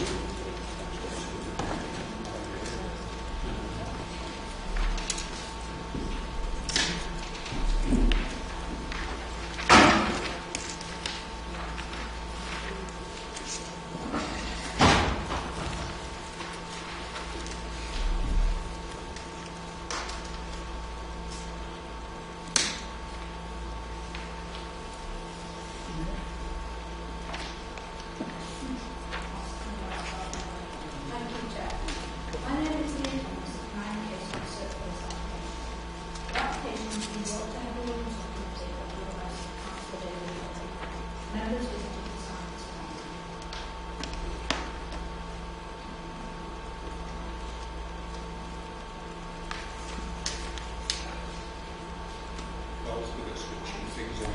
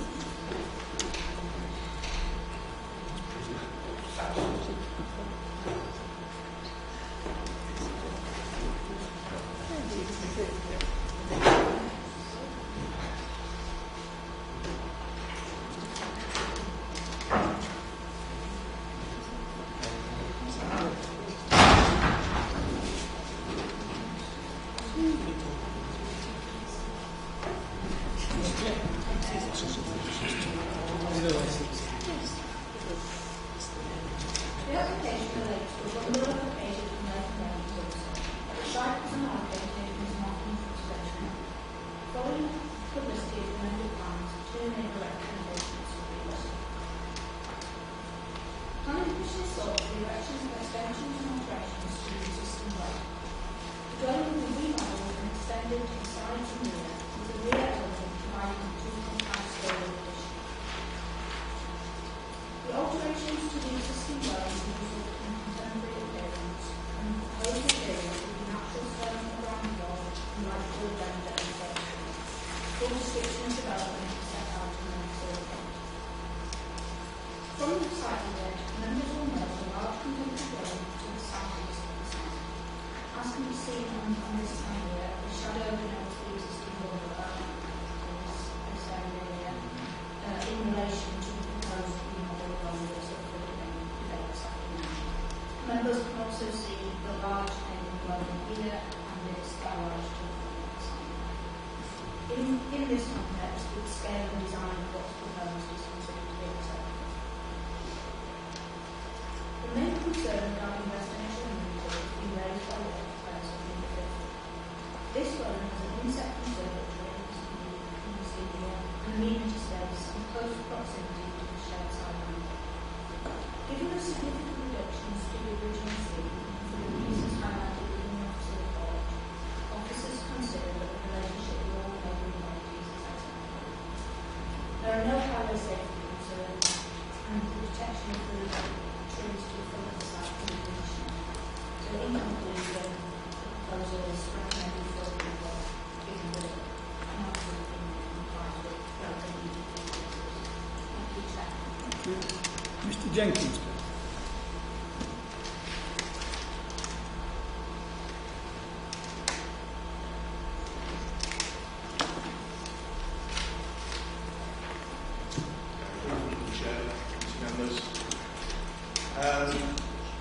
We find that this development is going to be oppressive from the view that we've got in our inset conservatory and in the garden.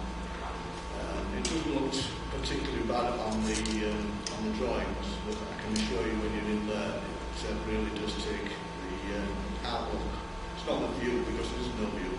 It's just the lighting outlook when you look from the conservatory and the garden. We moved from a house in Murfield to a bungalow in Rumersall, primarily because my wife has a degenerative eye condition, retinitis pigmentosa. It's also known as night blindness, so you can't see in the dark, you have limited vision during the day. So my wife is very upset by the prospect of looking out of the conservatory of being garden and looking up at nothing but just a building, the only light we can see is a rectangular strip above the existing bungalow. We could easily extend our bungalow to a 4 or 5 bedroom bungalow. So I can't see any reason why our next door neighbours can't do the same, because their plot is even bigger.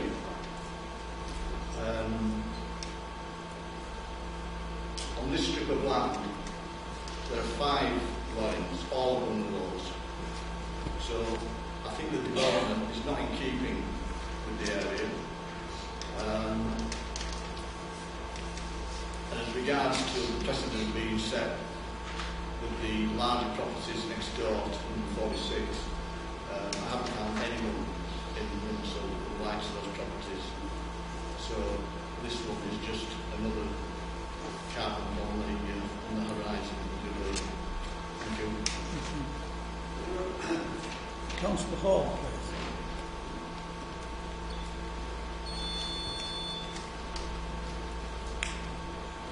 Remind you, you've got 5 minutes, David. Thank you, Mr. Chairman. Thank you for the opportunity to address you all this afternoon. And from being put down from my recent portrait just goes to show, in contrast to the other gentleman, that you don't need excessive facial hair from you.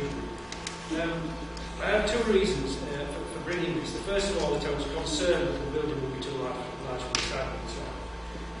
And secondly, about the impact on the street scenery.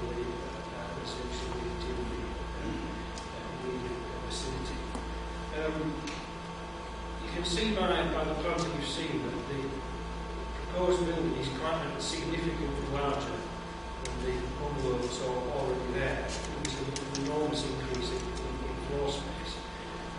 Now, I think at this point to say thanks to the planning officer and to the applicants as well for being willing to look at this over time,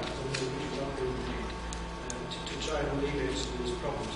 But I still think, albeit with that happening, at the end of the day, I'm still not satisfied that we are trying to squeeze it into a pipe on this site.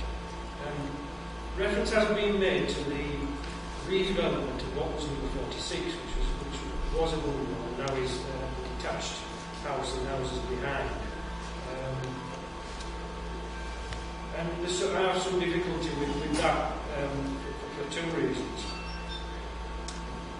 Firstly, you'll see that there is a little lane that runs between 46 and 48. When the redevelopment was done 46, it means that lane acts as a buffer, so the impact on 48 was lessened because we didn't want that to be intrusive into 48. In this case, there's no buffer between the properties. We're right over. In fact, it's moving a bit closer to the boundary.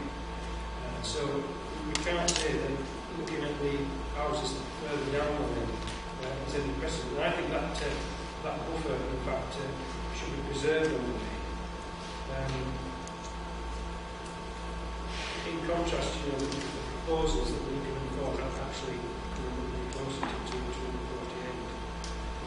48. And secondly, it's the precedent argument that, well, there used to be a bungalow further down the road, and that's been made into a big house, so why are we fussing about this one? But the problem is, if we go by that kind of precedent argument, you might as well turn them all into bungalows, but by the time you finish it into houses, by the time you finish that, you haven't seriously changed the whole character of the old lane.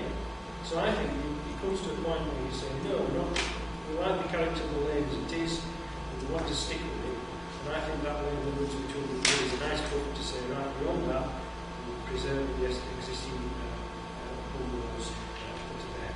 So, just to sum up, Mr. Chairman, I have no argument at all with the principle of redevelopment on this side. You won't be able to defend to say that. But I still think that what's before us is against the general character of the area, particularly the bungalows that are there. Thank you. Mr. Barrett, please.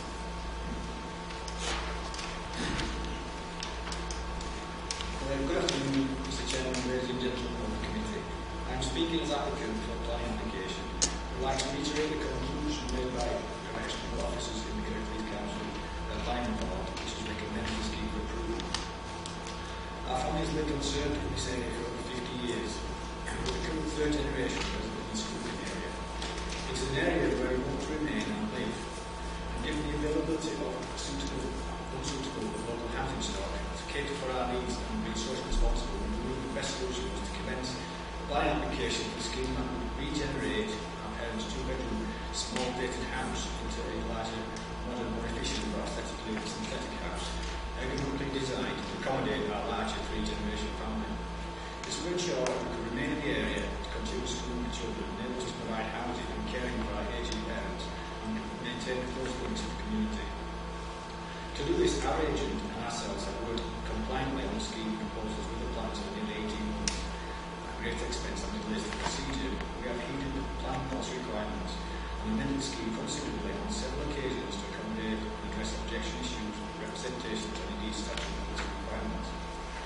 The remodel scheme is suited to the natural topography of the site, falling away from the road towards the rear of the site, and the tall natural hedging which screens the development from adjoining neighbouring properties. The improved design aspect will also enhance the public and community street scene of the building.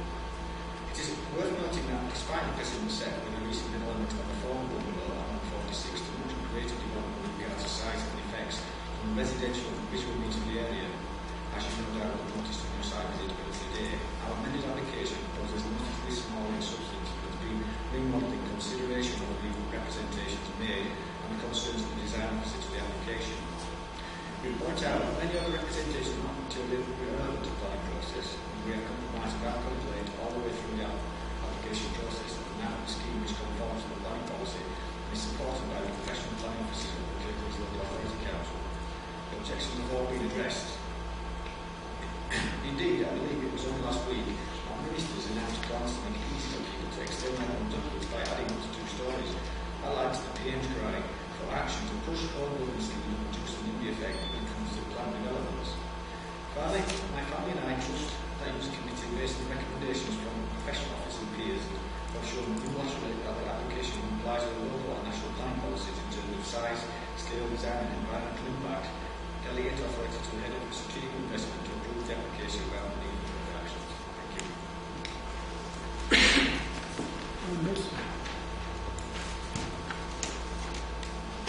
Is there any other comments on what's been said? No.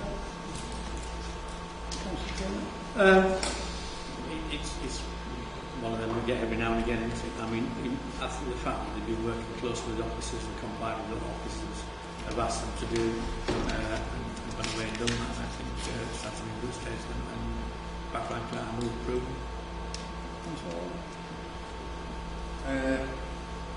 It's now, but is this because I agree with what Councillor Hall said? People move there because they like bungalows, might be getting on, might have a disability, obviously. It's one of those things where you do get progress, which unfortunately is people either built at site, built at that front, or up in air. The precedent's been set already down there with an absolute rules. There's a parable this morning, so with regret, there's no wrong in school with this application, so I support it. I tend to agree this is a really difficult one. You have huge sympathy with the name, I've actually huge sympathy with the gap. I think I'm disappointed at the loss of a bungalow. We don't have enough bungalows across Kirklees, and when we talk about people as they age, stairs become a problem. So sort of single-story properties are much more suitable, but I take the point that made that they've worked with officers within planning guidelines. I just wanted to pick up also on the point about the recent government announcement. It is right, the headline you get is build up to 2 stories, but actually when you read the detail, it's so long as that's appropriate within the streets. It's not just build up anywhere. I hope not. We can't stop building car blocks wherever we want. But I have huge sympathy, but I don't feel that we haven't got valid grounds on which to object to this. Thank you, Chair. Yes, I I accept all the work that's been done on this site and the attempt to move the larger part of the new building to the back. I think what would be helpful, given what was said by the objector, and indeed to some extent by Councillor Hall, whether any reassurance can be given to them that at least as I read these drawings, the height of the main part of the new building won't be very much higher than the existing one. Now, I might have got that wrong, but elevation. Yeah, it's the bit that's just above the dark grey building. I presume is the height of the new building, which I can't estimate what the difference. Let the yes, just come back. Yeah. The bridge height of the eaves height of the existing bungalow and the lift in this element will be approximately the same height with the bridge height being approximately 0.4 metres. Right, and indeed, if you look at the photographs that you've put up of the existing bungalow from the next door over now, it's the other one there. You can still see the roof of it. And what I'm trying to get at is that I don't think the impact on the next door neighbours will be so detrimental. 15 inches. Yeah, that bit. Is it possible to show where the larger part of the new development will be on that picture there, roughly?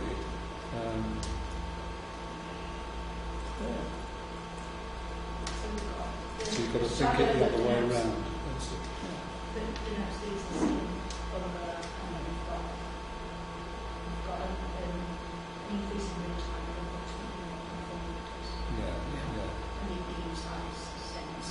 But it's the other, it's the bigger bit of it there. Yes. Yeah. I mean, I personally don't think it will have a huge impact. I'm just trying to work out it's about 2.5 metres. Looking at the picture, roughly where it was. No, I'm prepared to go along with the officer's recommendation. Okay. Anybody else? Councillor Lawson? Thank you, Chair. Just a brief word to echo Councillor Taylor's opinion that there's very little we can actually do with this one. To actually give a reason not to approve it, it seems a bit the wrong way around, but that's unfortunately the position we're in, I believe. Can I ask through you the difference between the proposed new height of the ridge height of the bungalow element and the development of the back of the property to the rear? What kind of difference that is? It's a bit less than 20 metres. I ask because I physically can't read the paper. It's very small letters. I would say it's more about 2.5 metres. Maybe. Yeah, sure. So the difference between the rear part of the development, the bit that's been moved to the back, the ridgeline there, the maximum height of the lake, to the maximum height of the ridgeline, the new ridgeline of the bungalow element.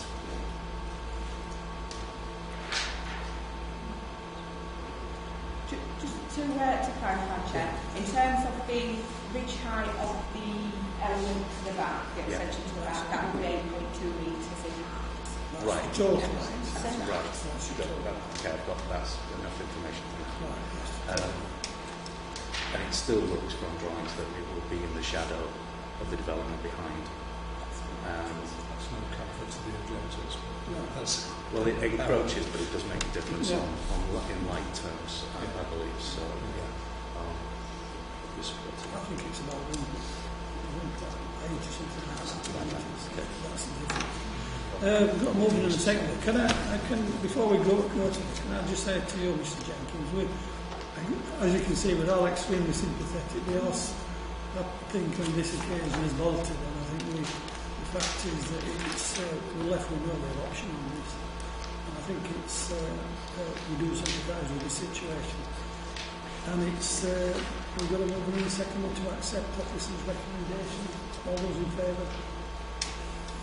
Anybody against? That's unanimous again. Thank you.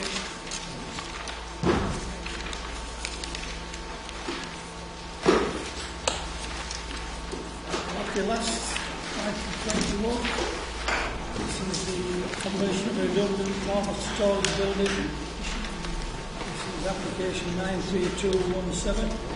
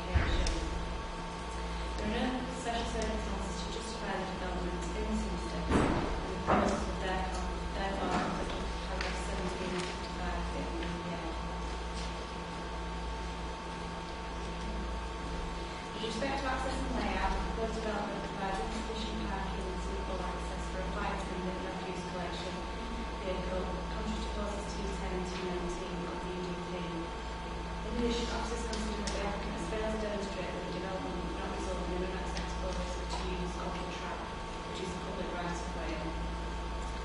Finally, with respect to ecology, some survey information has been submitted which relates to bats and breeding birds. Masters speak carried out to a high standard.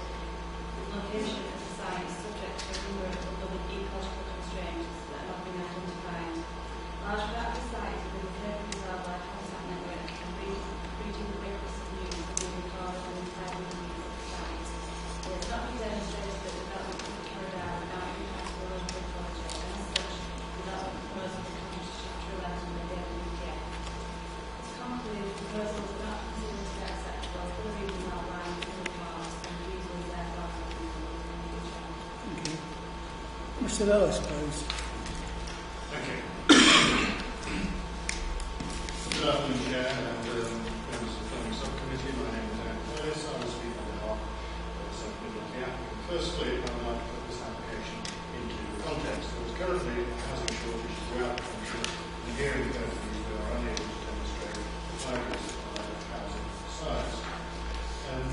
Also, if everybody should continue to operate in agricultural enterprise, building under consideration the met criteria for the class 2 change of use, this would have set the curtain just at the extent of the building footprint, which is planning application. The character of our West Yorkshire landscape has been formed over a number of centuries as a result of farming activity. Farm building is an important record of how agricultural techniques have developed and how the human interest to our cherished landscape. These buildings must be preserved. To address the points raised in your officer's report, whilst Langley Lane does extend to more than 750 metres, I believe that public transport links and local amenities when using footway which leads to the SPO Express are within walking distance. And furthermore, moving forward, improvements in the range and affordability of electric cars makes their use realistic and therefore zero emission alternative mode of transport is available, and this will be promoted by the installation of charging points. As suggested, Langley Lane is part of this lane is a designated bridle way.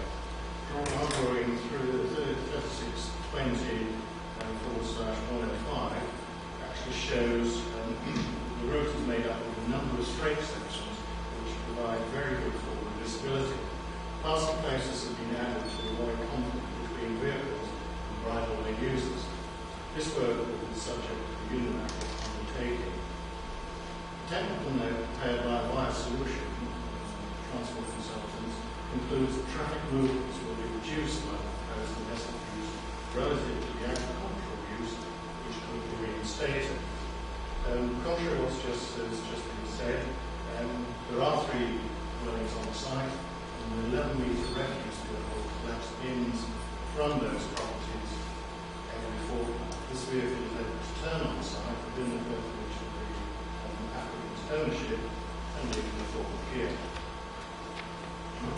Protected species, whilst a comprehensive protected species survey has been carried out, this has not picked up the possibility of great residues outside the application site.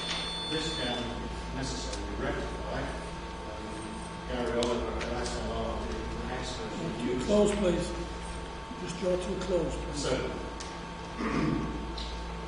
we believe that our structural engineer has visited the site and demonstrated that it is substantial and can be refurbished without substantial demolition. We believe that the submission demonstrates that a sustainable dwelling can be created without harm to the openness and character of the greenbelt. This will add a dwelling to the local housing stock and preserve a non-designated heritage asset. Thank you very much. Thank you. Members? Councillor Taylor? I suppose when we look at the committee really, I fully agree, I fully concur with the officer's recommendations for refusal and support that. Couldn't throw 3 out. Councillor Taylor? We quite often say we get some of them where there's a bit of doubt and we might have to make a judgment. I can see absolutely no reason to disagree with the officer's comments. I can see nothing going for this plan whatsoever that would convince anybody this was a good idea. There's nothing in this report that would convince me that ever to vote for this, and I'll second John Taylor's, Councillor Taylor's recommendation to refuse. It's frankly ludicrous, personally speaking. Thank you. Councillor? I don't know where Jim and Dana come from. Just reading the report, it's simple. There's no special circumstance or nothing at all going for it. So I totally agree with the Councillor's Taylor and Turner. Let's just remember, it is an application. It is an application. We've got to deal with it accordingly. So, anybody else? Councillor Lawson? Just one last point. The overwhelming sort of evidence we've got in front of us just says that we can't possibly accept this. It's got to be an acceptable officer's recommendation. I would just comment though that the feedback on the environmental report was good, and I think that's to be encouraged. And I think that commended on that. But yeah, I can't go against officers' recommendation. Can I just say, in an effort to be helpful, Mr. Ellis, I would just suggest that you try to do a pre-application with the officers and just try to do actually save yourself a little bit of I'll say the applicant a little bit of money. Because obviously I think everybody's aware of this. It was a non-starter from the beginning, but we do have to listen to them. So we've got a mover and a seconder to accept the officer's recommendation, rise to refuse. All those in favour? Anybody against? Thank you. Thank you for your attendance.